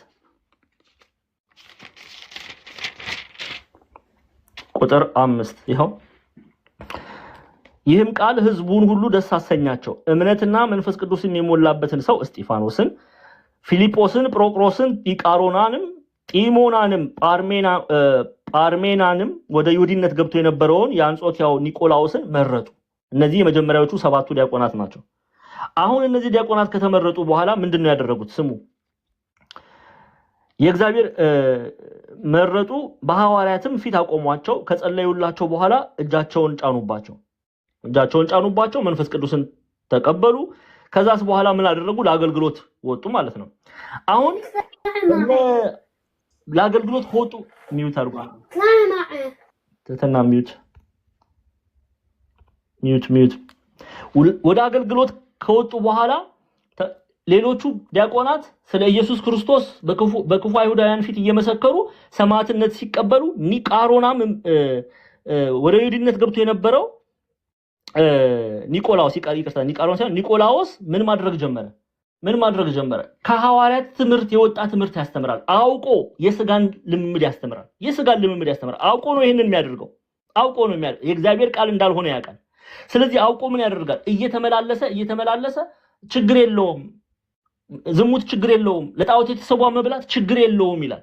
አለው እግዚአብሔር አምላክ እንዲህ አይነት ህብረት የአሕዛብን ልምምድ እንዳንለማመድ ያዛል። ይሄንን ያውቃል አያውቅም? ዲያቆኑ ያውቃል። በደንብ አድርጎ ነው የሚያውቀው። ኒቆላዎስ ግን ምን ያደርጋል? ወጥቶ የእግዚአብሔርን ቤተክርስቲያን በጠበጠ የእግዚአብሔርን ቤተክርስቲያን። ዲያቆን እኮ ነው፣ ተመልከቱ። ዲያቆን እኮ ነው። የመጀመሪያው ከሰባቱ የመጀመሪያ ዲያቆናት አንዱ ነው። በቅዱስ ጴጥሮስ እጅ ነው ይሄንን የተቀበለ። ግን ወጥቶ ቤተክርስቲያንን መረበሽ ጀመረ። አረ ችግር የለውም፣ አረ ጌታ እንደዚህ አያዝም፣ ብሉ ጠጡ፣ ለጣዖት የተሰዋን ብሉ ጠጡ፣ ለጣዖት መሰዋ ለዙስ ሰውታው የተረፈውን አውጥተው ገበያ ይሸጣሉ። ያንን ክርስቲያኖች ግዙ፣ ብሉ፣ ችግር የለም፣ ፍቱ እንጂ ሚስቶቻችሁን ፍቱ። እሱ ራሱ ሚስቱን መማገጥን ያስተምራል። ፍቱ፣ ችግር የለም፣ ሂዱ፣ ከአንዱ ጋር አግቡ፣ ከአንዷ ጋር ችግር የለም እያለ ዝሙትን፣ የቤተ ክርስቲያንን ትምህርት አጣሞ ይናገራል። ታዲያ እግዚአብሔር ምን አደረገው? ኢየሱስ ክርስቶስ ታዲያ ምን አደረገ? እስቲ እንመለስ ወደ ራዕይ ዮሐንስ እንሂድ። ተመልከቱ። ዮሐንስ ራዕይ ምዕራፍ 2 ትከፍቱልኛላችሁ። በኤፌሶን ወዳለው ወደ ቤተክርስቲያን መልአክ እንዲህ ብለህ ጻፍ፣ በቀኝ እጁ 7 ከዋክብት የያዘው በሰባቱ የወርቅ መቅረዞች መካከል የሚሄደው እንዲህ ይላል። ኢየሱስ ክርስቶስ ነው እንዲህ ቢለው እግዚአብሔር አምላክ። አሁን የኤፌሶን የቤተክርስቲያንን ሽማግሌ ኤጲስቆጶስ ከመከረው ከገሰጸው በኋላ እዚህ ጋር መታችሁ አብራችሁኝ እንድታነቡ ቁጥር 6 ላይ ተመልከቱት። ምን አለ? ነገር ግን አለ ይህ አለ የኤፌሶን ቤተክርስቲያን ሽማግሌ የሚመሰገንበት አንድ ነገር አለ። ያ ምንድነው? የኤፌሶን ሽማግሌ የሚመሰገንበት ያ ነገር ይሄው። ነገር ግን አለው፣ ተመልከቱ። ነገር ግን ይህ አለ እኔ ደግሞ የምጠላውን፣ ተመልከቱ፣ እኔ የምጠላውን የኒቆላውያንን ስራ ጠልተሃል። ኒቆላውያን እነማን ናቸው? የዲያቆን ኒቆላዎስ ትምህርት የሚከተሉ ኒቆላውያን ተብሎ ይጠራሉ። ስለዚህ በኤፌሶን ኒቆላውያን አሉ። እንዴ ዲያቆን ኒቆላዎስ እንደዚህ ብሏል እኮ እያሉ ዝሙት የሚያደርጉ፣ እንዴ ዲያቆን ኒቆላዎስ እኮ እንዲህ ብሏል እያሉ እሸሼ ገዳሜ የሚጨፍሩ፣ እንደ ዛሬው ማለት ነው። ሞልቶ የለ እንደ ዛሬ እንዴ ዲያቆን ኒቆላዎስ እኮ እንዲህ ብሏል ብለው በእግዚአብሔር ላይ የሚዋሹ በኤፌሶን የሚኖሩ ኒቆላውያን አሉ። የኒቆላዎስን ትምህርት የተከተሉ፣ የዲያቆን ኒቆላዎስን ትምህርት የተከተሉ። እርሱ ምንድነው ያደረገው? አውቆ የእግዚአብሔርን ትምህርት አጣሞ ይናገራል። ለዚህ ነው ቅዱስ ዮሐንስ ሞት የሚገባው ኃጢአት ያለው። ሞት የሚገባው ኃጢአት አውቀው የሚበድሉ ይላሉ ኢትዮጵያ ሊቃውንት። አንድ ጊዜ ካመኑ ከተጠመቁ በኋላ ምን ምግባር ያሻል በማለት ከእግዚአብሔር ቃል ወጥተው አውቀው እግዚአብሔር ያንን እንደሚጸየፍ ያወቁ በድፍረት ኃጢአት የሚመላለሱ ክርስቲያኖች ከድፍረት ኃጢአት እግዚአብሔር አምላክ ይጠብቀን። ከድፍረት ኃጢአት እግዚአብሔር አምላክ ይጠብቀን። ለዚህ እኮ ነው አውቆ የተኛ ቢቀሰቅሱት አይሰማም ይሉት። ያንን ሰው ተው ብትሉት አውቆ ስለሚያደርገው አይተውም።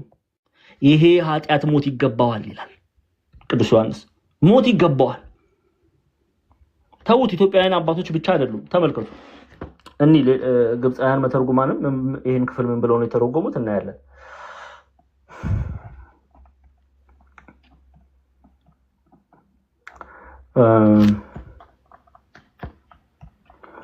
ቁጥር 16 እና 17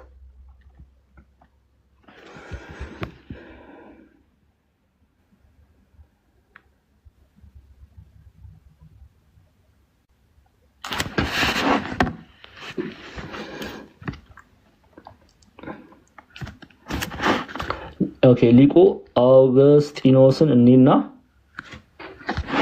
ሊቁ አውግስጢኖስ ምንድነው የሚለው?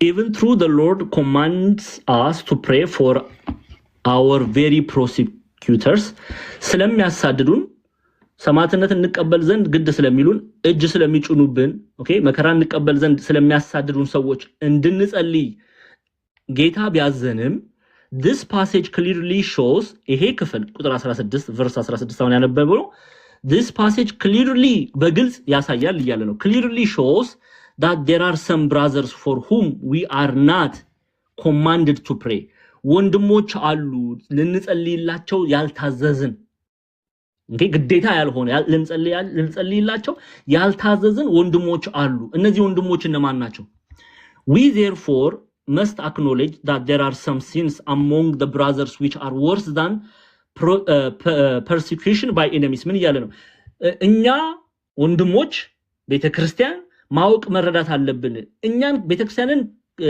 ክርስቲያኖችን ከሚገሉ ቤተክርስቲያንን ከሚያሳድዱ ኢአማኛን የባሰ ኃጢአት በወንድሞች መካከል እንዳለ ማወቅና መረዳት እንዳለብን ይናገራል ቅዱስ ዮሐንስ ነግሮናልና ስለዚህ I think that the sin of a brother is unto days when anyone who has attained a knowledge of God አንድ ሰው ይሄንን ኃጢአት ሲያብራራ አንድ ሰው የእግዚአብሔርን ዕውቀት ተቀብሎ እግዚአብሔርን አውቆ ኦኬ እግዚአብሔርን አውቆ through the grace of our Lord Jesus Christ በእግዚአብሔር ጸጋ ይሄንን ተምሮ አውቆ ተረድቶ oppose the brotherhood ኦኬ ወንድሞችን የሚቃወም የሚጠላ ወንድሞችን መቃወም ኃጢአት እንደሆነ አውቆ ወንድሞችን መጥላት ኃጢአት እንደሆነ አውቆ የሚፈጽመው and is aroused by fires of envy against that very grace by which he was reconciled to God ይላል ከእግዚአብሔር ጋር የታረቀበትን በዚያም ጸጋ ላይ በቅናት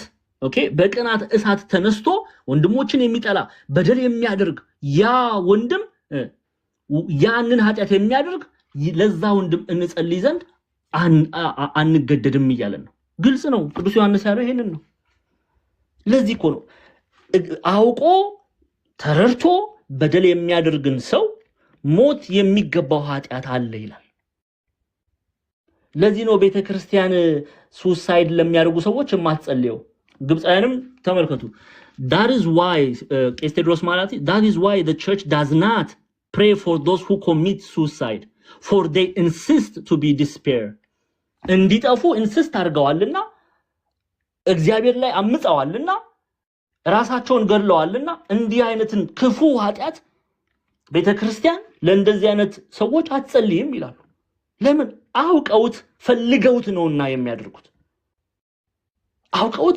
ፈልገውት ነውና የሚያደርጉት እንዴ ዕብራውያን ምዕራፍ 10 ቁጥር 26ን እንመልከት አንዴ ዕብራውያን ምዕራፍ 10 ሁላችሁ ዕብራውያን ምዕራፍ 10ን ተከፍቱልኛላችሁ ቁጥር 26 ባለሳሳት አንዴ ዕብራውያን 10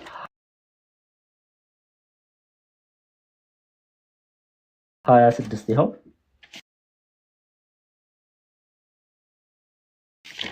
ምንድነው የሚለው ቅዱስ ጳውሎስ ዕብራውያን ምዕራፍ 10 ቁጥር 26 ምዕራፍ 10 የሚያስፈራ ግን ፍርድ መጠበቅ ተቃዋሚዎችንም ሊበላ ያለው የእሳት ብርታት አለ ይላል። ክርስቲያኖች ይሄ ቀላል ኃጢያት አይደለም።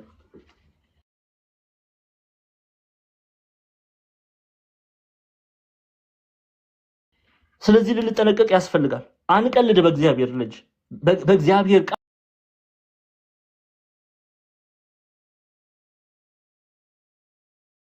ኃጢያት ሊያዝ ይችላል አይደል? ይችላል። ምን ችግር አለ? ይችላል። አዎ ስጋ ደካማ ነው። ስለዚህ ተንበርክከን ምንድነው ማድረግ ያለብን?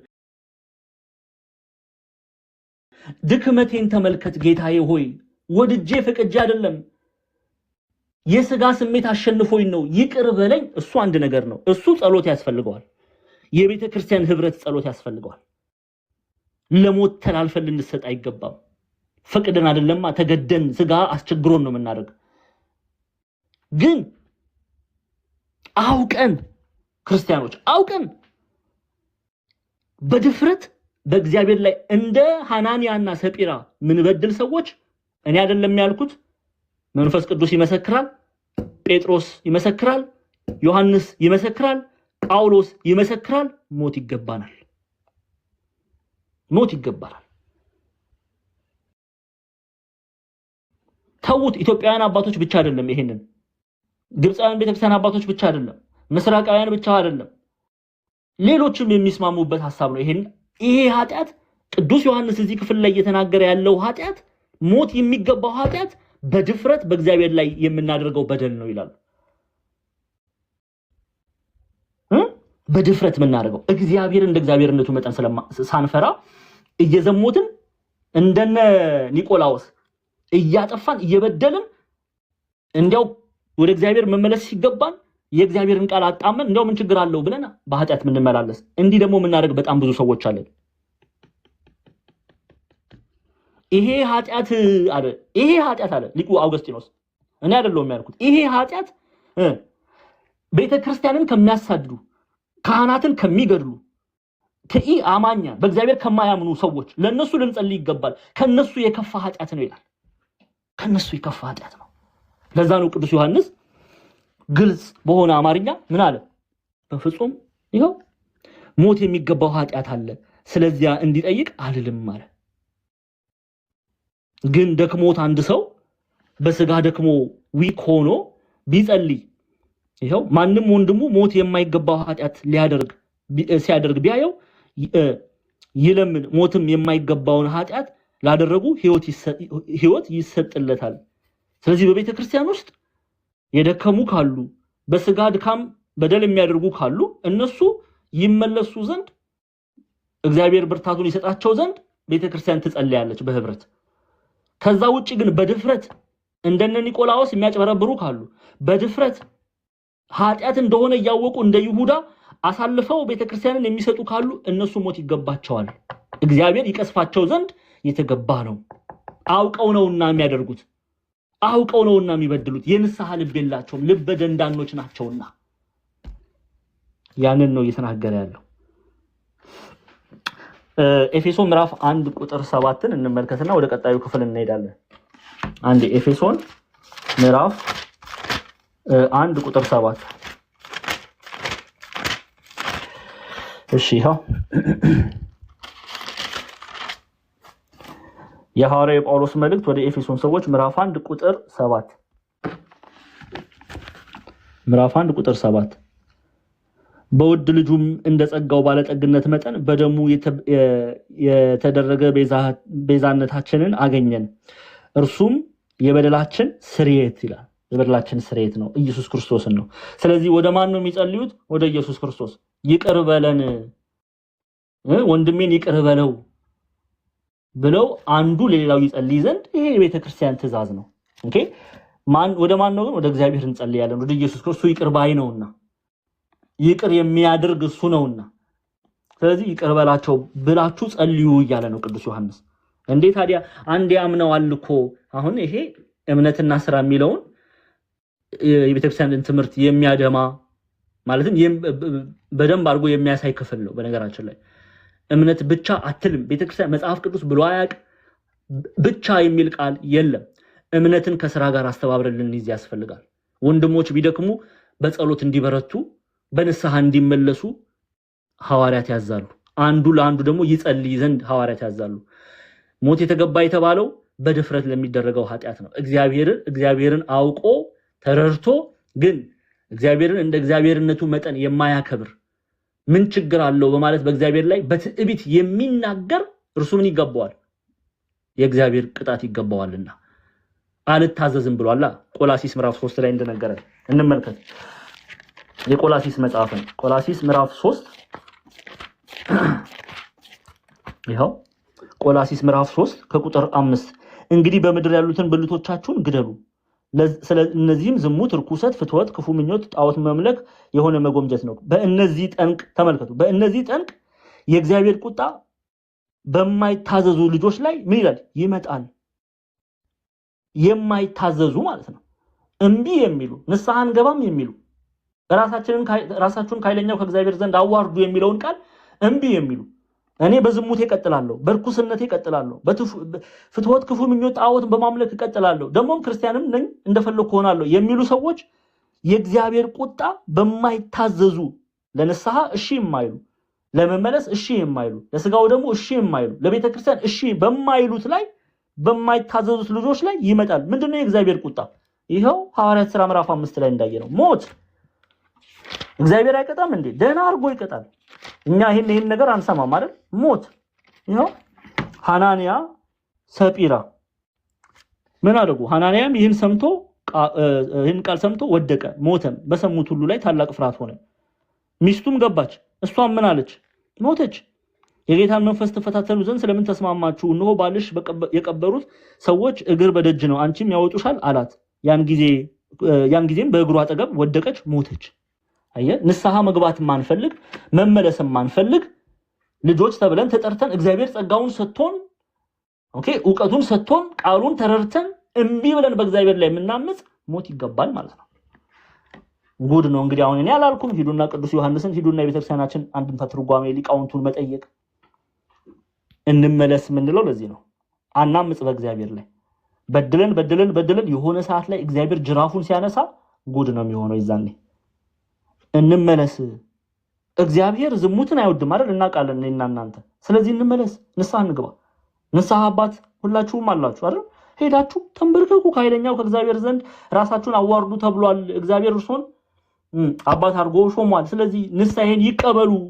በድያለሁ፣ አሳዝኛለሁ ብለው ንስሐ መግባት፣ ከእግዚአብሔር ጋር መታረቅ። እስከ መቼ ነው የምናምፀው?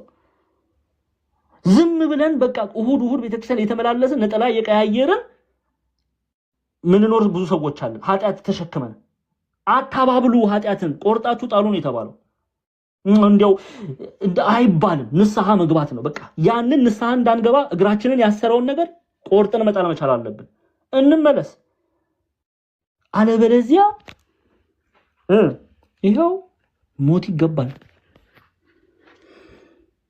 እያወቅን በደለኞች እንደሆነን እያወቅን ምን ችግር አለው ምንል ዘፈን ኃጢአት ነው ሲባል ምን ችግር አለው የሚሉ ብዙ ሰዎች አሉ። እየሰማን ነው። ዝሙት ኃጢአት ነው ሲባል ምን ችግር አለው የሚሉ ብዙ ሰዎች አሉ። ዘረኝነት ኃጢአት ነው ሲባል ጭራሹኑ እንዲያው ይሄ እኮ የኤፌሶን ቤተክርስቲያን ነው። አሁን ላይ ቅዱስ ዮሐንስ በስጋ ቢኖር ምን ይጽፍልን ይሆን? አብሮን መልእክት የጻፈ ቢሆን ምን ይጽፍልን ይሆን ለኔና ለእናንተ? በአካል በዚህ ቢኖር አንዳንዱ ተሰውሯል ይላሉ፣ አንዳንዱ ሞቷል ይላሉ። ግን በአካል ቢኖር ቅዱስ ዮሐንስ መልእክት እየጻፈ ቢሆን አሁን ምን አይነት መልእክት ለኢትዮጵያውያን ለኔና ለእናንተ ይጽፍልናል?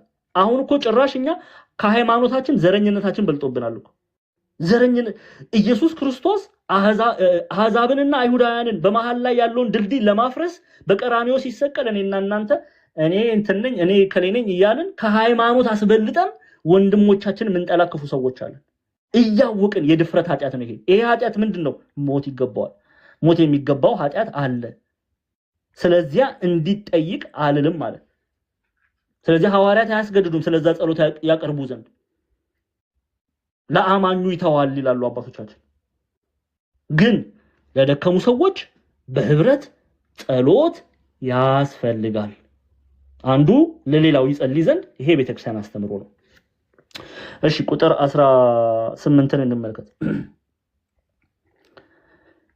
አመጻ ሁሉ ኃጢአት ነው፣ ሞትም የማይገባው ኃጢአት አለ። ኦኬ አመጻ ሁሉ ኃጢአት ነው አለ። ሞት የማይገባው ኃጢአት ነግሬያቸዋለሁ። እሱን ደግመን አናይም። ብዙ ሰዓት ወስደን ለይተን አይተናል። አመጻ ሁሉ ኃጢአት ነው ግን አለ። በእግዚአብሔር ላይ ማመጽ ሁሉ ምንድነው? ኃጢአት ነው። ኃጢአት ነው። ንስሐ ካልገባን መጨረሻው ምን ይሆናል? ሞት። ሐዋርያው ቅዱስ ጳውሎስ በሮሜ መጽሐፉ ምዕራፍ 6 ቁጥር 23 ላይ እንደተናገረው እናየው እስቲ እንመልከት። ይሄው ሮሜ ምዕራፍ 6 ይሄው ሮሜ ምዕራፍ 6 ቁጥር 23 ይሄው የኃጢአት ደሞዝ ሞት ነውና የእግዚአብሔር የጸጋ ስጦታ ግን በክርስቶስ ኢየሱስ በጌታችን የዘላለም ሕይወት ነው አለ።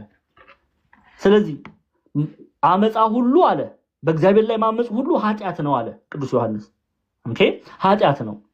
ኃጢአት ሁሉ ግን ሞት እንመልከት። ሞት የማይገባው ኃጢአት አለ። ምን ማለት ነው? ንስሐ ከገባን ስርየትም እናገኝበታለን። ይሄው አመጻ ሁሉ ኃጢአት ነው፣ ሞትም የማይገባው ኃጢአት አለ አለ። ሞትም የማይገባው ኃጢአት የተባለው ደክሞናል፣ በስጋ ወድቀናል ብለን ወደ እግዚአብሔር ከቀረብን ይቅር በለን ካልን እነዛ ይቅር አይሉም፣ ይቅር በለንም አይሉም፣ ንስሐም አይጠይቁም። ስለዚህ ሞትን የሚገባው ኃጢአት ብሎ ይጠራቸዋል። እነዚህ ግን በድለናል፣ አሳዝነናል፣ እግዚአብሔር ሆይ ይቅር በለን የሚሉ ስለሆነ ሞት የማይገባው ኃጢአት አለ አለ። ምክንያቱም ይቅርታን ይጠይቃሉና በድለናል ብለው ይሰማቸዋል። እግዚአብሔርን አሳዝነናል ብለው ስለሚሰማቸው በንስሐ ይመለሳሉና ሞት የማይገባው ኃጢአት አለ አለ። አመጻ ሁሉ ኃጢአት ነው ደግሞ አለ። ማመጽ በእግዚአብሔር ላይ ምንም አይነት ነገር ማድረግ አመጻ ሁሉ ኃጢአት ነው። ስለዚህ ኃጢአት መጨረሻው ምንድነው? ሞት፣ ፍሬ የለውም እያለን ነው። ቅዱስ ጳውሎስም በሮሜ መጽሐፉ ላይ ይሄ ፍሬ የሌለው ኃጢአት ነው። ይሄንን ኃጢአት ያበራራዋል። ስሙ ሮሜ ምዕራፍ 6 ላይ ደግመን ትንሽ እንቆይ። እሺ የኃጢአት ባሪያዎች ሳላችሁ ከጽድቅ ነፃ ነበራችሁ። እንግዲህ ዛሬ ከምታፍሩበት ነገር ያን ጊዜ ምን ፍሬ ነበራችሁ አለ። አሁን ይሄንን ለዚህ ነው አያችሁ ብዙ ጊዜ መጽሐፍ ቅዱስን ማንረዳው። እውነቴን ነው የምላችሁ። አንድ ጥቅስ መዘን እንወስድና በዛ ጥቅስ ስለምንደባደብ ነው። መጀመሪያ ጥቅሱ የተጻፈላቸው እነማን ናቸው የሚለውን ማወቅ ያስፈልጋል። እነዚህ ሰዎች እነማን ናቸው፣ ሮማውያን እነማን ናቸው የሚለውን ማወቅ ያስፈልጋል። ካላወቅን ካልተረዳን ግራ ነው የምንጋባው። እኛ ግራ ተጋብተን ሌላውን ግራ እንጋባለን። ከስር ከመሰረቱ መማር ማወቅ ያስፈልጋል። እስቲ እንረዳ። አሁን ወደ ሮሜ ሰዎች የተባሉት ሮም የኢጣሊያ ዋና ከተማ ናት። በሮም ላለችዋ ቤተክርስቲያን ነው ሐዋርያው ቅዱስ ጳውሎስ የሚጽፈው ይሄንን መልእክት። ሮማውያን አስቀድመው ምንድን ነበር የሚያመልኩት? እነ ጁፒተርን ነው የሚያመልኩት። ጣዖት አምላኪዎች ናቸው። ጣዖት ነበር የሚያመልኩት። ስለዚህ ምን አላቸው? የኃጢአት ባሪያዎች ሳላችሁ ከጽድቅ ነፃ ነበራችሁ። እንግዲህ ዛሬ ከምታፍሩበት ነገር ያን ጊዜ ምን ፍሬ ነበራችሁ አለ። ጣዖት ማምለክ የሚያሳፍር ነው። ቀድሞ ክርስቲያን ሳይሆኑ በፊት እነዚህ ሮማውያን አምልኮተ ቄሳር ሰው ነበር የሚያመልኩት። ግሪኮ ሮማን ካልቸር እጅጉን ያጠቃት ቤተክርስቲያን ስለሆነች፣ ክላሲካል ሚቶሎጂ እጅጉን የሚያጠቃት ከተማ ስለሆነች ሮም ጣዖት ያመልካሉ። እነ አፍሮዳይቲን ያመልካሉ፣ እነ ዙስን ያመልካሉ፣ እነ ጁስ በሮም እነ ቪነስን ያመልካሉ። ብዙ ጣዖታት ነበራቸው። ለነሱ ይሰግዱ ነበር፣ አምልኮት ያቀርቡ ነበር። ታዲያ ሐዋርያቱ ወደ ሮም ገቡና የእግዚአብሔርን ቃል ሰበኩ፣ አስተማሩ። ከዛ በኋላ ከዛ ሰንሰለት ነቅለው ወደ ኢየሱስ ክርስቶስ አቀረቧቸው። እውነተኛ ሕያው አምላክ ወደ ተባለው ወደ ኢየሱስ ክርስቶስ አቀረቧቸው። ከዛስ በኋላ ምን አላቸው? እንግዲህ ዛሬ ከምታፍሩበት ያን ጊዜ ምን ፍሬ ነበራችኋል? አየ ዛሬ ላይ ሆናችሁ ክርስቲያን ሆናችሁ ያለፈ ህይወታችሁን ስትመለከቱ ያሳፍራል እያለ ነው። ያሳፍራል። ዛሬ ላይ እኮ ይሄ ቃል የተነገረው ሳያምኑ በፊት ላጠፉት ጥፋት ነው። ዛሬ ላይ እኔና እናንተ ክርስቲያን ሆነንም የሚያሳፍር ነገር እያደረግን ነው። አይደለም አህዛብ ሆነን ክርስቲያን ሆነንም ዛሬ ላይ የሚያሳፍር ነገር እናደርግ። ክርስቲያን ሆነን ዛሬ ላይ እንዘሙታለን። ክርስቲያን ሆነን ዛሬ ላይ እንሳደባለን። ክርስቲያን ሆነን ዛሬ ላይ እናሳድዳለን ወንድሞችን። ክርስቲያን ሆነን ፍቅር የሚባል በውስጣችን የለም። ክርስቲያን ሆነን እንገድላለን። ክርስቲያን ሆነን ዘረኞች ነን። የሚያሳፍር ግብር ነው የምናደርገው። ሐዋርያው ጳውሎስ ግን ምን አላቸው? ክርስቲያን ከመሆናችሁ በፊት በጌታችን በመድኃኒታችን በኢየሱስ ክርስቶስ ከማመናችሁ በፊት የእርሱ ደቀ መዛሙርት ከመሆናችሁ በፊት የሚያሳፍር ስራ ተሰሩ ነበር። ያ የሚያሳፍር ምንድን ነው? ለጣዖት ትሰግዱ ነበረ። ልቅ በሆነ የዝሙት መንገድ ትመላለሱ ነበረ። እርስ በርሳችሁ ትገዳደሉ ነበረ። ለጣዖት የተሰዋን ትመገቡ ነበረ። ስለዚህ እንግዲህ ዛሬ ከምታፍሩበት ያን ጊዜ ምን ፍሬ ነበራችኋል? ዛሬ ላይ ክርስቲያን ናችሁ እያፈራችሁ ነው። ቀጠለ። ከዛስ የዚህ ነገር መጨረሻ ሞት ነውና የኃጢአት መጨረሻ ምንድነው ብለናል? ሞት። አሁን ግን ከኃጢአት አርነት ወጣችሁ ለእግዚአብሔርም ተገዝታችሁ ልትቀደሱ ፍሬ ያላችሁ። ለምን አሁን ግን አለ? አሁን ክርስቲያን ናችሁ። እግዚአብሔር የተመሰገነ ይሁን። አሁን በኢየሱስ ክርስቶስ ያምናሉ። በእውነተኛ እምነትን ከሥራ ጋር ያስተባብራሉ አሁን ላይ። ስለዚህ ወጣችሁ ለእግዚአብሔር ተገዝታችሁ ልትቀደሱ ፍሬ ያላችሁ መጨረሻው የዘላለም ሕይወት ነው። ደግሞ አለ በክርስቶስ ኢየሱስ ማመን የዘላለም ሕይወት ነው። አሁን ተመልሳችኋል። አሁን ንስሐ ገብታችኋል። አሁን ከቤተ ክርስቲያን ተጨምራችኋል፣ ተጠምቃችኋል። በጥምቀት ወደ ቤተ ክርስቲያን ተጨምራችኋል።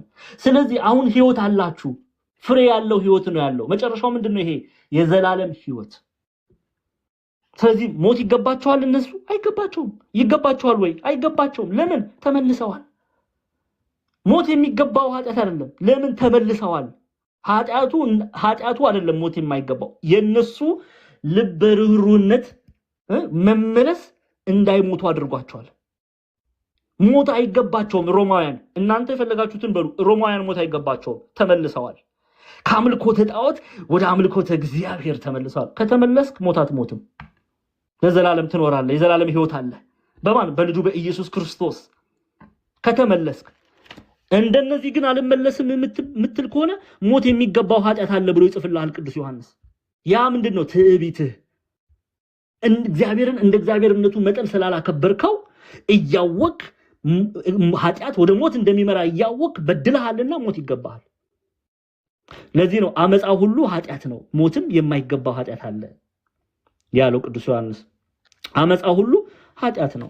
ይሄን ደግሞ አይተናል በቲቶ መጽሐፍ ላይ። እስቲ እንመልከት። ቲቶ ምዕራፍ 1 ቁጥር 16 ላይ ይሄው የሐዋርያው ጳውሎስ መልእክት ወደ ቲቶ ምዕራፍ 1 ቁጥር 16 ተመልከቱ። እግዚአብሔርን እንዲያውቁ በግልጥ ይናገራሉ፣ ዳሩ ግን የሚያጸይፉና የማይታዘዙ ለበጎ ስራም ሁሉ የማይበቁ ስለሆኑ በስራቸው ይክዱታል። ማንን ነው የሚክዱት? በስራቸው እግዚአብሔርን። ስለዚህ በእግዚአብሔር ላይ ያመጻሉ። ግን ምን ያደርጋሉ? ያስተምራሉ። ከሊቅ እስከ ደቂቅ እንዲባል ማለት ነው። ስለ ክርስቶስ በግልጥ ይናገራሉ። ግን እርሱን መስለው አይመላለሱ። ስለዚህ ፍርድ ይጠብቃቸዋል ማለት ነው። ፍርድ ይጠብቃቸዋል። ለዛ ነው ቅዱስ ዮሐንስ አመፃ ሁሉ ኃጢአት ነው የሚል። በእግዚአብሔር ላይ ነው ግን ምናምፀው በማን ላይ ነው? በእግዚአብሔር ላይ ነው ምናምፀው። ኦኬ፣ በእግዚአብሔር ላይ ነው ምናምፀው። ስለዚህ እንመለስ፣ ንስሐ እንግባ። በእግዚአብሔር ላይ የሚያምጽ በልጁ በወልድ የሚያምጽ አብና መንፈስ ቅዱስ የሉትም። አምላክ የለውም ሲጀምር። እሺ ቁጥር 18 ይኸው ከእግዚአብሔር የተወለደ ሁሉ ኃጢአትን እንዳያደርግ ነገር ግን ከእግዚአብሔር የተወለደ ራሱን እንዲጠብቅ ክፉም እንዳይነካው እናውቃለን። ከእግዚአብሔር የተወለደ ማለት ምን ማለት ነው? ከእግዚአብሔር የተማረ። እስቲ እንመልከት አንድምታ ትርጓሜያችን። ወደ መጽሐፍ ቅዱሱ ከመሄዳችን በፊት የቤተክርስቲያናችን አንድምታ ትርጓሜ ምንድነው የሚለው እንይ 18 ላይ ነው ያለው።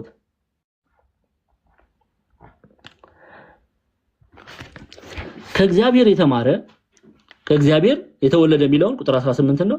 ከእግዚአብሔር የተማረ አንድም የተወለደ በጸጋ ልጅነት የባህሪ ልጅነት አይደለም። እኛ ያለን የጸጋ ልጅነት የተሰጠን ነው። ኦኬ፣ በኢየሱስ ክርስቶስ ነው ያገኘነው የጸጋ ልጅነትን። ከእግዚአብሔር የተማረ ቃሉን የተማረ አንድም የተወለደ እንዳይበድል እናውቃለን። ኦኬ፣ አይበድልም። ለምንድን ነው የማይበድለው? ራሱ ቅዱስ ዮሐንስ ይነግረናል።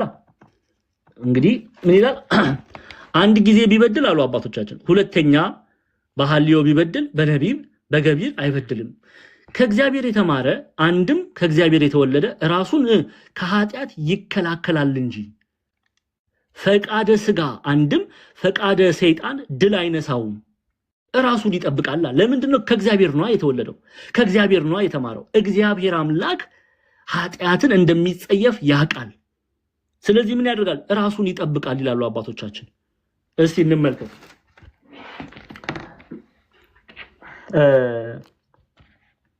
ከእግዚአብሔር የተወለደ ሁሉ ኃጢአትን እንዳያደርግ ነገር ግን ከእግዚአብሔር የተወለደ ራሱን እንዲጠብቅ ክፉ እንዳይነካው እናውቃለን። ራሱ ምን ያደርጋል? ይጠብቃል።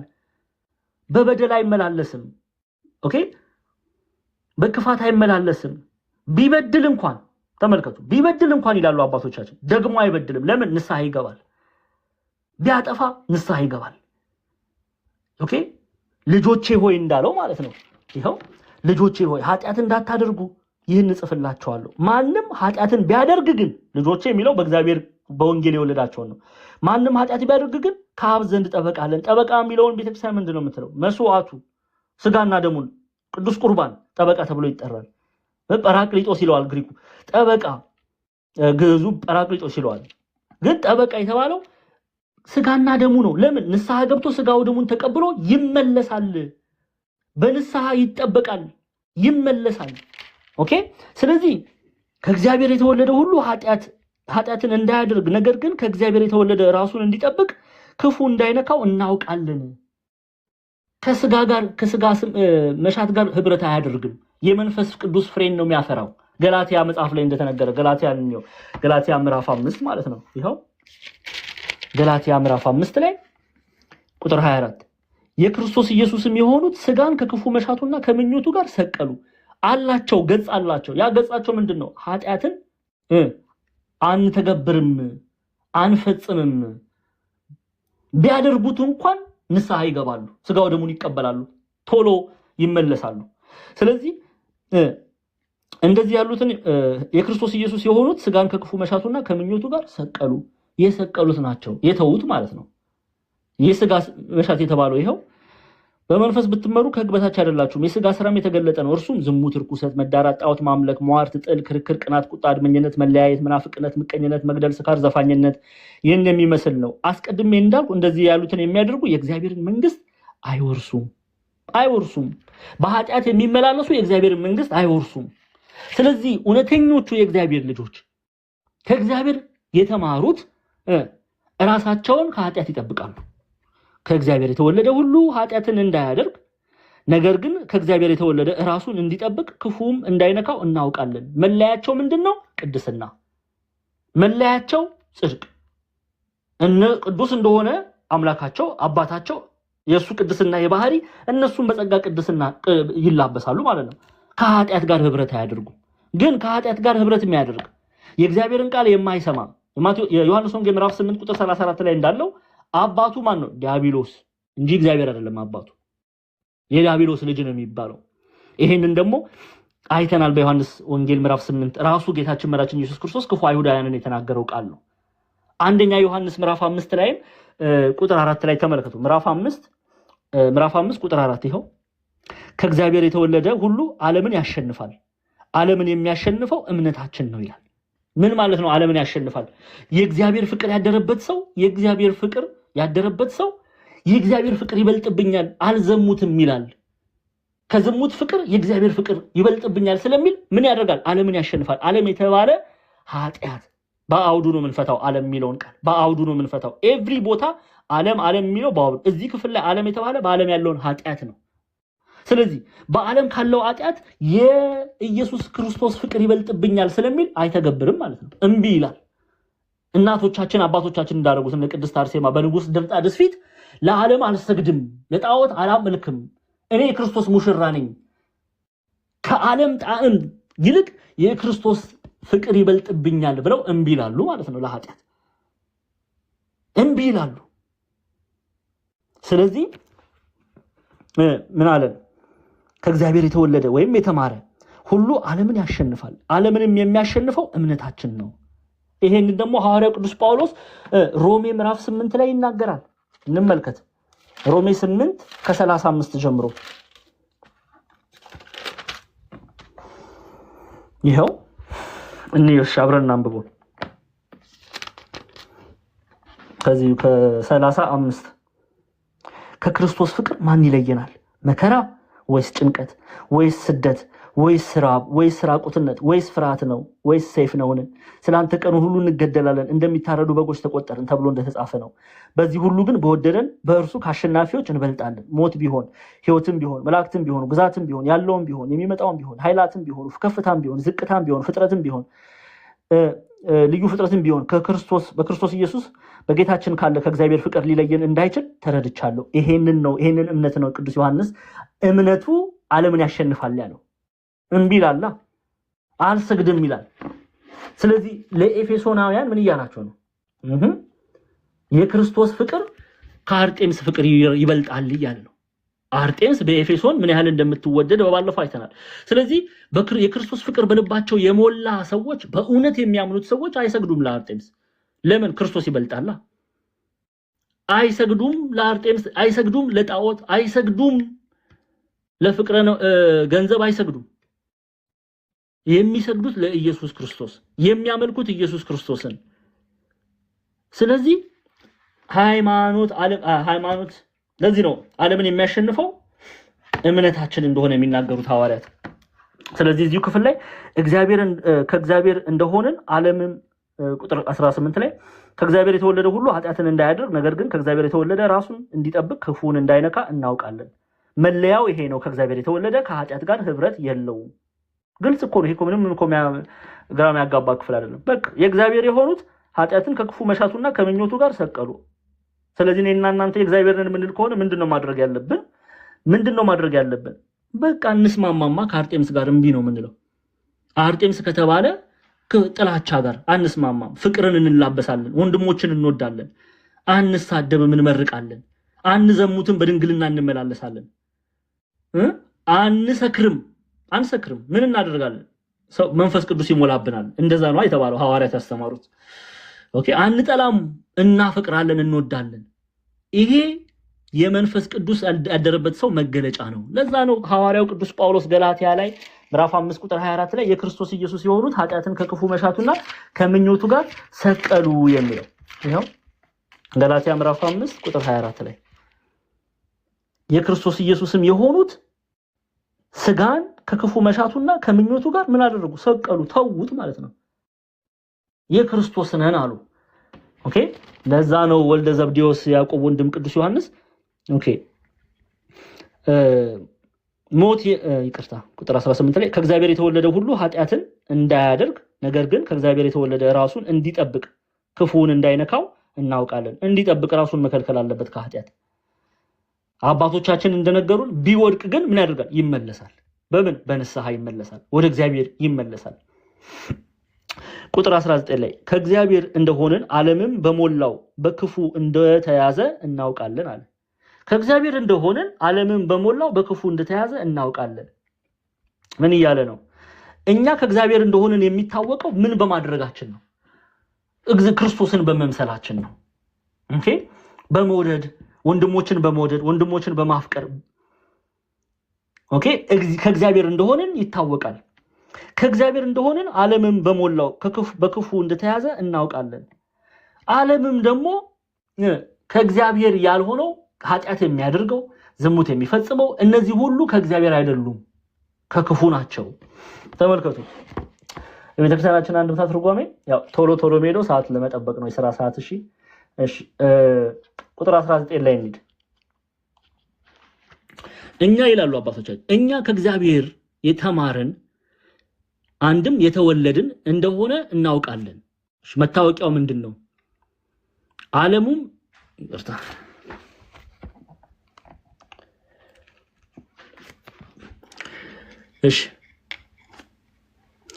እኛ ከላይ ከቁጥር 18 ላይ አይተናል። ፈቃደ ስጋ አንድም ፈቃደ ሰይጣን ድል አይነሳውም ከእግዚአብሔር የተማረ። እኛ ከእግዚአብሔር የተማርን አንድም የተወለድን እንደሆነ እናውቃለን። ዓለሙም ግን በክፋት ጸንቶ ይኖራል። ከዚህ ከኃጢአት ርቀን ወደ እግዚአብሔር የምንቀርብ እኛ ከእግዚአብሔር እንደሆነ ይታወቃል። ግን ከክፋት ውስጥ የሚኖር ከእግዚአብሔር እንደሆነ አይደለም፣ ከእግዚአብሔር የተወለደ አይደለም። ወልደ እግዚአብሔር ሰው ሆኖ እንዳስተማረን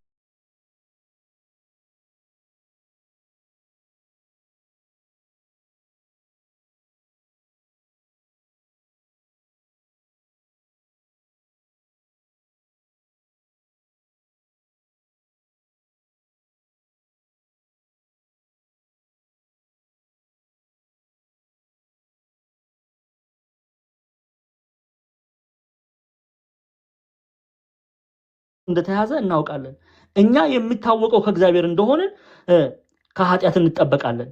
ዓለሙ ግን በኃጢአት ይመላለሳል። ዓለም የተባለ በዓለም ውስጥ ያለውን ኃጢአት የሚያደርጉትን ሰዎች ነው የሚናገረው። ስለዚህ እነሱ ደግሞ በክፉ እንደተያዙ እናውቃለን። መያዛቸው ምንድነው? የሥጋን ሥራ ያደርጋሉ። አሁንም መልሰን ወደ ገላትያ ይሄንን ለይቶ ያሳየናል ሐዋርያው ቅዱስ ጳውሎስ። የዓለም የሆኑት ግብራቸው ምንድነው? የመንፈስ ቅዱስ ፍሬን አያፈሩም። ከዓለም የሆኑት ይኸው ከዓለም የሆኑት በመንፈስ ብትመሩ ግን ከሕግ በታች አይደላችሁ ማለት የሥጋ ሥራም ዓለማውያን የሚኖሩት ሥራ ነው። የሥጋም ሥራ የተገለጠ ነው። እርሱም ዝሙት፣ ርኩሰት፣ መዳራት፣ ጣዖት ማምለክ፣ ሟርት፣ ጥል፣ ክርክር፣ ቅናት፣ ቁጣ፣ አድመኝነት፣ መለያየት፣ መናፍቅነት፣ ምቀኝነት፣ መግደል፣ ስካር፣ ዘፋኝነት ይህን የሚመስል ነው። አስቀድሜ እንዳልኩ እንደዚህ ያሉትን የሚያደርጉ የእግዚአብሔር መንግስት አይወርሱም። እነዚህ በዓለም ውስጥ ያሉት ናቸው። ቁጥራቸውም ብዙ ናቸው። የመንፈስ ፍሬ ግን የመንፈስ ቅዱስ መገለጫ ግን የመንፈስ ፍሬ ግን ፍቅር፣ ደስታ፣ ሰላም፣ ትዕግስት፣ ቸርነት፣ በጎነት፣ እምነት፣ የዋህት፣ ራስን መግዛት ነው። እንደዚህ ያሉትን የሚከለክል ሕግ የለም ካለ በኋላ ቁጥር 24 ላይ የክርስቶስ ኢየሱስ የሆኑት ስጋን ከክፉ መሻቱና ከምኞቱ ጋር ሰቀሉ።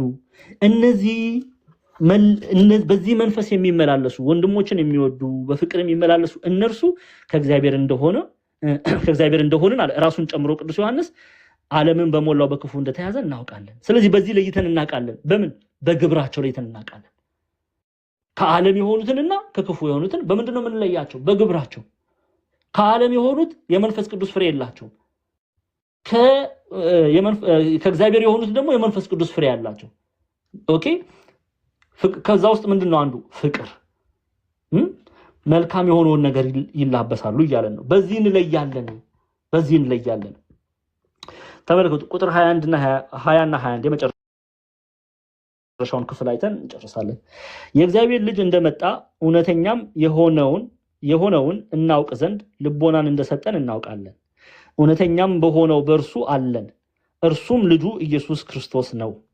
እርሱ እውነተኛ አምላክና የዘላለም ሕይወት ነው። ልጆች ሆይ ከጣዖት ራሳችሁን ጠብቁ ይላል። ቁጥር 21 ነው። የእግዚአብሔርም ልጅ እንደመጣ እውነተኛም የሆነው እናውቅ ዘንድ ልቦናም እንደሰጠን እናውቃለን። እርሱ እውነተኛ ነው። እውነተኛ ሲል እውነተኛ አምላክ ነው። ታስታውሳላችሁ ምን ብለናል? በኤፌሶን ምን ይደረግ ነበረ? ብዙ ጣዖታት ይመለኩ ነበር። ቅዱስ ዮሐንስ ይሄንን በሚጽፍበት ሰዓት ምዕራባዊው ቱርክ ታናሿ እስያ ኤፌሶን ላይ ብዙ ጣዖታት ይመለኩ ነበር፣ እውነተኛ ናቸው የተባሉ። ከነዛ መካከል እና አርጤምስን እናያለን። ኦኬ፣ ለአብነት ለእናንተ ለማሳየት አርጤምስን ይዣት መጥቻለሁ። እውነተኛ ናት፣ ሕያው የሆነችው እሷ ናት ሎቱ ስብሐት ብለው እችን ጣዖት ድንጋይ ያመልኩ ነበር። እሷን ብቻ አይደለም ደግሞ ኖስቲሳውያንም ነበሩ በኤፌሶን፣ ፈላስፎች ነበሩ። የሚያድነው በኢየሱስ ክርስቶስ ማመን አይደለም። እናንተ ክርስቲያኖች ሥርዓታችሁን ያዙ። የሚያድነው በክርስቶስ ማመን አይደለም እና በእውቀት መበልጸግ ነው የሚያድነው፣ እርሱም ለጥቂቶች የተሰጠ ነው ብለው የስህተት ትምህርት የሚያስተምሩ ደግሞ አሉ። ስለዚህ ቅዱስ ዮሐንስ ምን አለ? ኖ ሕያውና እውነተኛው አምላክ ኢየሱስ ክርስቶስ ነው። አርጤምስ አይደለችም። አርጤምስ ሆናም አታውቅም። እውነተኛም አይደለችም። እውነተኛው አምላክ ዙስ አይደለም። እውነተኛው አምላክ ሕያው ማለት ለዘላለም አልፋና ኦሜጋ የሆነው ኢየሱስ ክርስቶስ ነው። አልፋና ኦሜጋ ሲባል በደንብ አስተውሉ። አልፋና ኦሜጋ ሲባል መጀመሪያ መጨረሻ ብቻ ማለት አይደለም። አንዳንድ ሰው አልፋና ኦሜጋ ሲል መጨረሻ መጀመሪያ ብሎ ይዘጋል። ኖ፣ አልፋና ኦሜጋ ሲባል ምን ማለት ነው? ከጌታችን ከመድኃኒታችን ከኢየሱስ ክርስቶስ ከእግዚአብሔር አስቀድሞ የነበረ ሌላ አምላክ የለም። ሌላ አምላክ የመጀመሪያ እርሱ ነው። ኦኬ፣ መጀመሪያም መጨረሻም እርሱ ነው እያልን ነው። ከእርሱ ቀድሞ የነበረ አምላክ የለም እያልን ነው። ይሄ አልፋና ኦሜጋ እንኳን ስንል ትርጓሜ ያስፈልገዋል። ምን እያልን ነው? ከእግዚአብሔር የሚቀድም አምላክ የለም። እርሱ ብቻውን እውነተኛ ሕያው አምላክ ነው። ብቻውን እውነተኛ ሕያው አምላክ ነው። ብቻውን ስንል ሌላ አማልክት የለም። እነዚህ ሁሉ እና አርጤምስ እውነተኛ አይደሉም፣ ሐሰተኞች ናቸው። እውነተኛ ሕያው የሆነ አምላክ እግዚአብሔር ነው፣ ኢየሱስ ክርስቶስ። ያንን ነው እያልን ያለን። በደንብ አድርጋችሁ ያንን ነው እያልን ያለን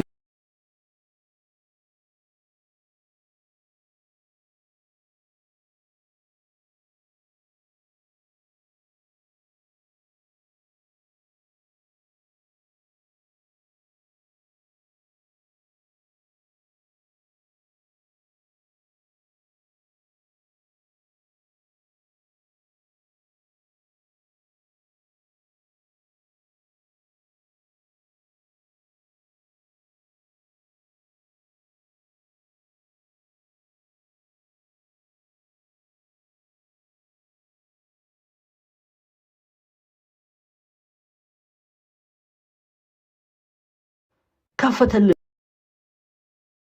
እንድናውቀው የፈቀደልን አምላክ ይመስገን። ታስታውሳላችሁ ሐዋርያት ሥራ ምዕራፍ 16 ላይ ለልዲያ ቤት በፊልጵስዩስ ለልዲያ ልቧን የከፈተላት ማን ነው? የጳውሎስን ትምህርት እንድትሰማ እግዚአብሔር። ሐዋርያት ሥራ ምዕራፍ 16 ላይ እንመልከት።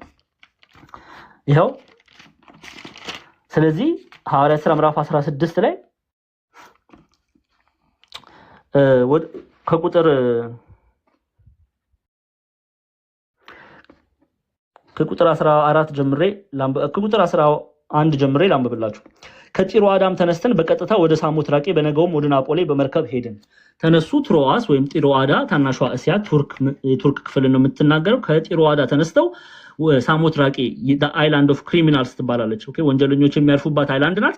ሐዋርያው ቅዱስ ጳውሎስ በሳሞትራቄ አድርጎ ናፖሌ ገባ። የወደብ ከተማ ናት። መቄዶንያ አውሮፓ ሰሜናዊው ግሪክ በሮም ቅኝ ግዛት የምትገኘው መቄዶንያ አውራጃ ደረሱ። ከናፖሌ በእግር ወደ ፊልጵስዩስ ገቡ። በፊልጵስዩስ የመጀመሪያዋን ሴት አማኝ አገኘ ሐዋርያው ቅዱስ ጳውሎስ። በአውሮፓ ምድር ምን ብያቸዋለሁ? የመጀመሪያዋ አማኝ ሴት ናት። ደስ ይበላችሁ ሴቶች። በነ ልዲያ ኩሩ። ሌላውን ተውና እነ ልዲያን ለመምሰል ጣሩ። ተመልከቱ። ከጢሮአዳም ተነስተን በቀጥታ ወደ ሳሞትራቄ በነገውም ወደ ናፖሌ በመርከብ ሄድን። ከዚያም ወደ ፊልጵስዩስ ደረሰን። እርሷም የመቄዶንያ ከተማ ሆና የወረዳ ዋና ከተማ ቀኝ ሀገር ናት። ቀኝ ሀገር ናት ማለት በሮም ትገዛለች ማለት ነው። በዚህም ከተማ አንዳንድ ቀን እንቀመጥ ነበረ። በሰንበት ቀንም ከከተማው በር ውጭ የጸሎት ስፍራ በዚያ መሆኑን ስላሰብን ወደ ወንዝ አጠገብ ወጣን። ተቀምጠንም ለተሰበሰቡት ሴቶች ተናገርን የእግዚአብሔርን ቃል ወንጌል። ከቲያጥሮን ከተማም የመጣች ቀይ ሐር ሻጭ እግዚአብሔርን የምታመልክ ልዲያ የሚሏት አንዲት ሴት ትሰማ ነበር። ጳውሎስም የሚናገረውን ታዳምጥ ዘንድ ጌታ ልቧን ከፈተላት። እግዚአብሔር ምን አለ? ልቧን ከፈተላት። ታደምጥ ዘንድ ታስተውል ዘንድ ኢየሱስ ክርስቶስ እውነተኛ ሕያው ጌታ እንደሆነ ቤዛ እንደሆነላት እንደሞተ በቀራንዮ ላይ ታስተውል ዘንድ ልቧን ከፈተላት። ታዲያ ልዲያ ይሄንን ጸሎት መጸለይ አለባት። ልዲያ የእግዚአብሔር ልጅ እንደመጣ እውነተኛ የሆነውን እናውቅ ዘንድ ልቦናን እንደሰጠን እናውቃለን። እውነተኛም በሆነው በእርሱ አለን፣ እርሱም ልጁ ኢየሱስ ክርስቶስ ነው። ይሄንን ልቧን ምን አደረገ? ከፈተላት። እውነተኛ ኢየሱስ ክርስቶስ እንደሆነ ተረዳች፣ አወቀች። ከዛስ በኋላ ወደ ቤተክርስቲያን ተጨመረች። የመጀመሪያው በአውሮፓ ምድር አማኝ ሴት አማኝ ሆና ተጠራች ልዲያ። ለዛ ነው የቤተክርስቲያናችን አባቶች ምን አሉ? ወልደ እግዚአብሔር ሰው ሆኖ እንዳስተማረን እናውቃለን። የእግዚአብሔር ልጅ ማለት ነው። ወልደ እግዚአብሔር የእግዚአብሔር ልጅ ሰው ሆኖ እንዳስተማረን እናውቃለን። ማን ነው ሰው ሆኖ ያስተማረን? ኢየሱስ ክርስቶስ ወልድ ቃል የእናታችን የቅድስት ድንግል ማርያምን ስጋዋን ነስቶ። እኛ ስጋ ይዞ መጣ አንልም ከሰማይ፣ ወይም ሰው መስሎ መጣ አንልም። አንዳንድ በኤፌሶን እንዳሉ ሄሬሲ የሄሬሲ ትምህርት ቤተክርስቲያናችን ምንድን ነው የምትለው? የእናታችን የቅድስት ድንግል ማርያምን ስጋ ነሳ። ስለዚህ ፍጹም ሰው ፍጹም አምላክ 100% ሰው 100% አምላክ ከኃጢአት በስተቀር ሆኖ አስተማረን ትላለች። ወልደ እግዚአብሔር ሰው ሆኖ እንዳስተማረን እናውቃለን። የባህሪ አምላክ እግዚአብሔር አብን እናውቀው ዘንድ የባህሪ አምላክ እግዚአብሔር አብን እናውቀው ዘንድ የባህሪ አምላክ የሚሆን ወልድ እግዚአብሔር ኢየሱስ ክርስቶስን በማመን ጸንተን እንኖራለን፣ አንድም እንድንኖር እናውቃለን። ስለዚህ ይሄንን ሚስጥር የገለጠልንን እግዚአብሔርን ያመሰግናል ቅዱስ ዮሐንስ መልእክቱን ሲዘጋ። ኦኬ እግዚአብሔርን ያመሰግናል። እሺ ዮሐንስ ወንጌል ምዕራፍ 17 ቁጥር 3ን አንዴ ለምትጽፉ በመጽሐፍ ለበረታችሁ ሰዎች ዮሐንስ 17 ቁጥር 3 እየጨረስን ነው። ከመስኮት እንዳትወድቁ እየጨረስን ነው። ይሄው ዮሐንስ ወንጌል ምዕራፍ 17 ቁጥር 3 ላይ እውነተኛ አምላክ ብቻ የሆን አንተን የላከውን ኢየሱስ ክርስቶስን ያውቁ ዘንድ ይህቺ የዘላለም ሕይወት ናት። እኔ ላደርገው የሰጠኸኝን ስራ ፈጽሜ በምድር አከበርኩ። አሁንም አባት ሆይ ዓለም ሳይፈጠር በአንተ ዘንድ በነበረኝ ክብር አንተ በራስህ ዘንድ አክብረኝ ይላል። ኢየሱስም ይህን ተናግሮ ወደ ሰማይ ዓይኖቹን አነሳና እንዲህ አለ፣ አባት ሆይ ሰዓቱ ደርሷል። ልጅህ ያከብርህ ዘንድ በስጋም ሁሉ ላይ ስልጣን እንደሰጠኸው ለሰጠኸው ሁሉ የዘላለም ሕይወት ይሰጣቸው ዘንድ ልጅህን አክብረው። የዘላለም ሕይወት የሚሰጠን ማን ነው? ኢየሱስ ክርስቶስ። ምንም የትም የዘላለም ሕይወትን ሊሰጠን የሚችል ነገር የለም ከኢየሱስ ክርስቶስ ውጪ። ይሄን ልናቅ ያስፈልጋል። ማንም የዘላለም ህይወትን አይሰጥም። ማንም አራት ነጥብ። የዘላለም ህይወትን ሊሰጠን የታመነ ሕያው እውነተኛ አምላክ ስሙ ማን ይባላል? የእግዚአብሔር ልጅ ኢየሱስ ክርስቶስ ይባላል። ስለዚህ አርጤምስ የዘላለም ህይወትን አትሰጥም። ቄሳር የዘላለም ህይወትን አይሰጥም። ዙስ የዘላለምን ህይወት አይሰጥም። የዘላለምን ህይወት ሊሰጥ የታመነ ኢየሱስ ክርስቶስ ነው። ስለዚህ ኢየሱስም ይህን ተናግሮ ወደ ሰማይኖቹን አነሳና እንዲህ አለ፣ አባት ሆይ ሰዓቱ ደርሷል። ልጅ ያከብር ዘንድ በስጋም ሁሉ ላይ ስልጣን እንደሰጠው ለሰጠው ሁሉ የዘላለም ህይወት ይሰጥ ዘንድ ልጅህን አክብረው። እውነተኛ አምላክ ብቻ የሆን አንተን የላከውንም ኢየሱስ ክርስቶስን ያውቁ ዘንድ ይህቺ የዘላለም ህይወት ናት። ይሄን እግዚአብሔርን ማወቅ የዘላለም ህይወት ነው። በቃሉ መመላለስ፣ ከእግዚአብሔር መወለድ ወይም አንድም መማር የዘላለም ህይወትን ያላብሳል እያለን ነው። ኦኬ፣ ለዛ ነው አባቶቻችን የባህሪ አምላክ የሚሆን ወልደ እግዚአብሔር ኢየሱስ ክርስቶስን በማመን ጸንተን እንኖራለን፣ አንድም እንድንኖር እናውቃለን። ኦኬ፣ እሺ እንመለስ። ሰዓት ለመጠበቅ እንቀጥል። በቃ ሉቃስ 24:45ንም አንብቡት። ያው ተመሳሳይ ሐሳብ ስለሆነ እዛ ላይ አልቆይም። የመጨረሻው መልእክተ ዮሐንስን ልንጨርስ ነው ተማሪዎች። መጀመሪያ የሐዋርያ ዮሐንስ መልእክት ፍጻሜ የመጨረሻው ክፍል ምዕራፍ 5 ቁጥር 21 ላይ ያለ ነው። ስለዚህ ቅዱስ ዮሐንስ እውነተኛ በሆነው በእርሱ አለን እርሱም ልጁ ኢየሱስ ክርስቶስ ነው ብሎ ስለ ኢየሱስ ክርስቶስ ከመሰከረ በኋላ ምን አለ? እርሱ እውነተኛ አምላክና የዘላለም ህይወት ነው። ምክንያቱም ህይወት የሚገኝበት ከእርሱ ነውና። ከማን? ከኢየሱስ ክርስቶስ ነው። ቅድም አይተናል። ዮሐንስ ወንጌል ምዕራፍ 17 ከቁጥር 3 ጀምረን ሉቃስ 24ንም 45 አንብቡት። ህይወት የሚሰጥ እርሱ ነው እያለ እየነገራቸው ነው። ቁጥር 21 ላይ ይህን ካለ በኋላ ልጆች ሆይ ከጣዖታት ራሳችሁን ጠብቁ ይላል። ጣዖት ነው የሚለው? እስቲ እንመልከት። አይደለም። ከጣዖት ነው የሚለው? አይደለም። ከምንድን ነው የሚለው? ከጣዖታት ራሳችሁን ጠብቁ። ለምንድን ነው ይሄንን ያለው? በኤፌሶን ምን ብያቸዋለሁ?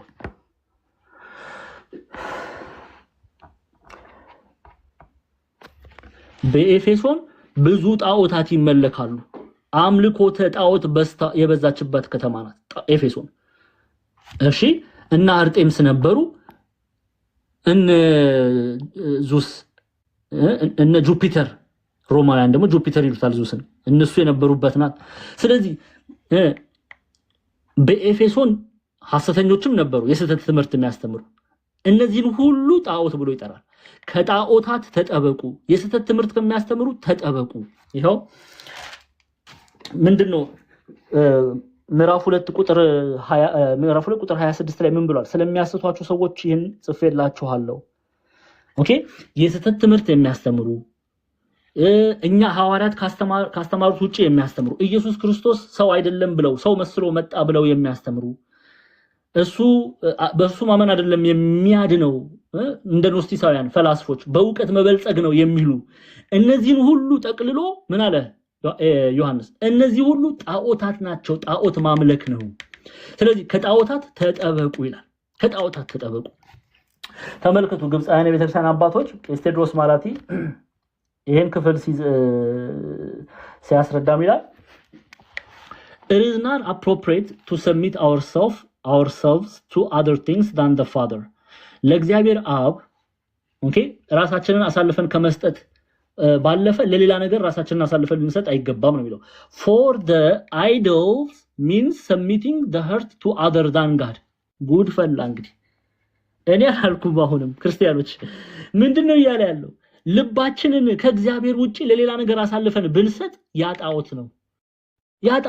ቅዱስ ዮሐንስ አፈወርቅ ሚስት ጣዖት ትሆናለች ከእግዚአብሔር በላይ ከወደድካት ይላል። ይሰማል? ከእግዚአብሔር በላይ ልንወድ የሚገባ ምንም ነገር የለም። መልካም የመሰለ ቢመስልም no, it is not appropriate to submit ourselves to other things than the Father. ከእግዚአብሔር አብ ውጪ ራሳችንን አሳልፈን ልንሰጥ የተገባ ምንም ነገር የለም። For the idol mean ዮሐንስ ጣዖታት ብሎ የተናገረው አይድልስ ነው የሚለው። አያችሁ፣ ፕሉራል ሲንጉላር አይደለም የሚያደርገው፣ አይድልስ ይሉታል። ቅዱስ ዮሐንስ ጣዖት ብሎ የተናገረው mean submitting the heart to other than God፣ ከእግዚአብሔር ውጪ ልብን ለሌላ ነገር ማስገዛት። ታዲያ እስቲ ጎበዞች ለስንት ነገር አስገዝተናል ልባችንን። ለዘፈን ያስገዛን የለም? ዘፈን ኃጢአት እንደሆነ ያወቅን ግን በቃ ሸሽ ገዳሚ የምንል የለም አለን። ለዝሙት ያስገዛን የለም? ከእግዚአብሔር ይልቅ ዝሙት የሚወድ እቺ ቃል ውስጣችን ይጮሃል። ህሊና ልንሸውድ አንችልም። ከእግዚአብሔር ይልቅ ዘፈን የምንወድ፣ ከእግዚአብሔር ይልቅ ገንዘብ የምንወድ ኧረ ሞልቷል። ከእግዚአብሔር ይልቅ ገንዘብ ስለምንወድ አይደል እንዴ ገንዘብ በልጦብን ቤተክርስቲያንን ጥለን የምንወጣ ራሳችንን በክደት የምንወጋ የለንም ወይ? አለን። ከእግዚአብሔር ይልቅ ዘረኝነትን የምንወድ የለንም? እኔ ዘሬ ይበልጥብኛል ከእግዚአብሔር ይልቅ የሚል የለም? ለነገሩ ለነሱ እናንተም ጊፍት ትሰጣላችሁ፣ መታበረታቱም አላችሁ። ላይክ፣ ሼር፣ ኮፒ ሊንክ። እዚህ ገብተንኛ ተማሩ ብለን ስንለምን 20 ደቂቃ ይወስዳል ሼር ለማድረግ። እግዚአብሔርን የሚሳደቡት ጋር ግን ቁጭ ብለን ምንውል የለንም? ልባችንን ሰተን አንዳንዱ ነይና ተማሪ እግዚአብሔርን ቃል ብላችሁ ስትለምኗቸው የሚቆጡ የሚሳደቡ አሉ። እነዚህ ልባቸውን ለማን ነው የሰጡት? ለክፉ። ስለዚህ አባቶቻችን ምን አለ? It is not appropriate to submit ourselves to other things than the Father, which is ከእግዚአብሔር አብ ውጪ ለሌላ ነገር ልባችንን አሳልፈን መስጠት የለብንም። For the idols ጣዖት ብሎ የሚናገረው ቅዱስ ዮሐንስ idols means submitting the heart to other than God። ከእግዚአብሔር ውጪ ለአርጤምስ አሳልፈን ልባችን ምንሰጥ፣ ከእግዚአብሔር ውጪ ለቦይፍሬንድ ለገርል ፍሬንዶቻችን ልባችን ምንሰጥ የለንም? አለን እኮ እዚህ እንዴ ክርስቶስን ምን ክድ የለንም እንዴ? ምን ሰልም የለንም እንዴ? ቦይፍሬንድ ሙስሊም ነው ብለን ሞልት ሌላው እድሜ ለቲክቶክ ፍየል በፍየል ነው አደባባይ ላይ የምናየው ሁሉ ፍየል በፍየል ሁሉም አይደል እንዴ? ኃጢአታችንን ገልጠን እያሳየን አይደል እንዴ? ምናፍር እንኳን የለንም። ንስሐ እንኳን ለመግባት እንኳን አንፈልግም። አንዳንዱማ ፋሽን ይመስል አንገቱ ላይ ያለውን ማህተም ይበጥሳል። በቃ እኔ ሙስሊም ነኝ ቦይፍሬንድ በሱ ፍቅር ልሞት ነው ምን የለም እንዴ? ኧረ አንዳንዱ በረኪናም ጠጣለው ሚላለ። ይሄ ከእግዚአብሔር ውጪ ዘፋኞችን ወደን በረኪና ካልጠጣን ያዙኝ ልቀቁን ምን የለም? እንዴው አይባልም እንጂ መልቀቅ ነበር እንደነዚህ አይነት ሰዎችን።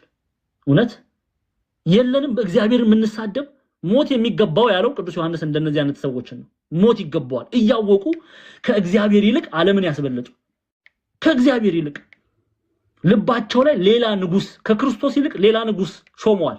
ቴዲ አፍሮ ንጉስ ሚል የለም እንዴ? ቴዲ አፍሮ ንጉሴ ነው ብሎ የሚንከራተት የለም? መጨረሻ ሞት፣ መቃብር፣ ዘላለማዊ ህይወትን የሚያጣ አለ። ደፍረን ነው የምንናገር እዚህ ጋር ምንም ቀለም የምንቀባው ነገር የለም አለን። እኔና እናንተ ወደዳችሁም አልወደዳችሁም ስለናንተ አላቅም። ለኔ ግን ንጉሴ ክርስቶስ ኢየሱስ ነው። ኢየሱስ ክርስቶስን ነው ልናነግስ የተጠራ ነው። የምን መጨማለቅ ነው? ኃጢአተኞችን ልናነግስ ነው እንዴ? በልባችን ላይ ክርስቶስ በቀራንዮ ላይ ቤዛ የሆነው የተገረፈው ህማሙ በሾህ አክሊል በዋጋ እኮ ነው የገዛን። በዋጋ ደፋሮች ነን። የቴዲ አፍሮ ንጉሴ እንላለን ደግሞ አናፍርም። ያድነን ይመስል ታያለሽ። በፍርድ ቀን ስትገለጪ በጌታ ፊት ማን ያድንሽ እንደሆነ የዛኔ ነው የሚገባሽ። የሚገባ በልብ ላይ ጣዖት አታቁም።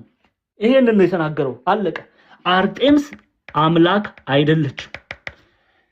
እኔ አይደለም የተናገርኩት። ይኸው በዚህ ቃል ነው መልእክተ ዮሐንስን ምን ጨርሰው። ልጆች ሆይ ከጣዖታት ራሳችሁን ጠብቁ። ጣዖታት የተባሉ በልባችሁ ላይ ከክርስቶስ ኢየሱስ ውጪ ሌላ አማልክት አትሾሙ እያለ ነው። በቃ ኢየሱስ ክርስቶስ ንጉስ ነው። ኢየሱስ ክርስቶስ ጌታ ነው። የጌቶች ጌታ ነው። የነገስታት ንጉስ ነው። ህይወት ያለው ከእርሱ ጋር ነው። አለቀ። ሌላ ምንም የምናደርገው ነገር የለም። ኢየሱስ ክርስቶስ ነው ህይወትን የሚሰጥ። ስለዚህ ልጆች ሆይ ከጣዖታት ራሳችሁን ጠብቁ። ልጆች ሆይ ኤፌሶን ያለችዋን ቤተክርስቲያን ነው የሚናገር። ልጆች ሆይ ከጣዖታት ራሳችሁን ጠብቁ። ከክርስቶስ ኢየሱስ ውጪ በልባችሁ ላይ ሌላ ነገር እንዳታነግሱ፣ ገንዘብ እንዳታነግሱ፣ ጣዖታት እንዳታነግሱ፣ አምልኮተ ቄሳር እንዳታነግሱ፣ አምልኮተ አርጤምስ እንዳታነግሱ አደራ። ኢየሱስ ክርስቶስን አንግሱት። እርሱ ብቻ ጌታ፣ እርሱ ብቻ የጌቶች ጌታ፣ እርሱ ብቻ ህይወትን የሚሰጥ። ይሄ ነው የቤተክርስቲያናችን ትምህርት። ለቤተክርስቲያን ትምህርት ጆሮን እንስጥ። አስጀምሮ ያስፈጸመን የቅዱሳን አባቶቻችን አምላክ ጌታችን አምላካችን አባታችን መድኃኒታችን ኢየሱስ ክርስቶስ ስሙ ከአጥናፍ እስከ አጥናፍ የከበረ የተመሰገነ ይሁን። በዚህ ቃል ዘጋለሁ። 2 ወር ሙሉ መጀመሪያ የሐዋርያው ዮሐንስ መልእክት ስናጠና ቆይታችኋል። በዚህ ቃል እንጨርስ። ምዕራፍ 5 ቁጥር 21 ልጆች ሆይ ከጣዖታት ራሳችሁን ጠብቁ። የእግዚአብሔር ጸጋ ከሁላችን ጋር ይሁን። አንደኛ ዮሐንስ መልእክት መጀመሪያው የሐዋርያ ዮሐንስ መልእክት ተፈጸመች።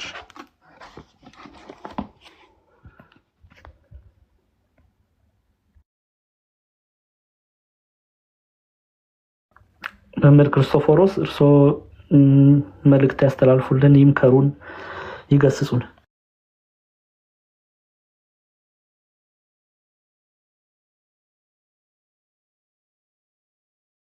ሰማ እንደው አላቅም። እኔ ጋር ምልክት ያሳየኛል። ቃሉን ያሰማልን። ዲያቆን ዛማኑኤል ላይክ ወንጌል መንግስታትን ያውርስልን። እግዚአብሔር አምላክ በእድሜው ጸጋ ይጠብቅልን። ያው ሁላችሁንም ሰላም ብያለሁ ወንድሞቼ፣ እንዴት አላችሁ? እንግዲህ በተማርነው ትምህርት ፍሬ እንድናፈራ እግዚአብሔር በቸርነቱ ይርዳን፣ ያግዘን። ለመምራችንም የህይወትን ቃል ያሰማልን። ያርፍጀን የመጣሁት በጣም ይቅርታ ይደረግልኝ። ቤት ከፍቼ ነበርና ያንን እንትን ብሎ መምጣት በጣም ከብዶኝ፣ ግን እንደምንም አሸንፌ መምጣት ችያለሁ። ውጡ ከቤት ማለት ለካ ይከብዳል እና ለዛ ነው ያረፈርኩት። ይቅርታ ይደረግልኝ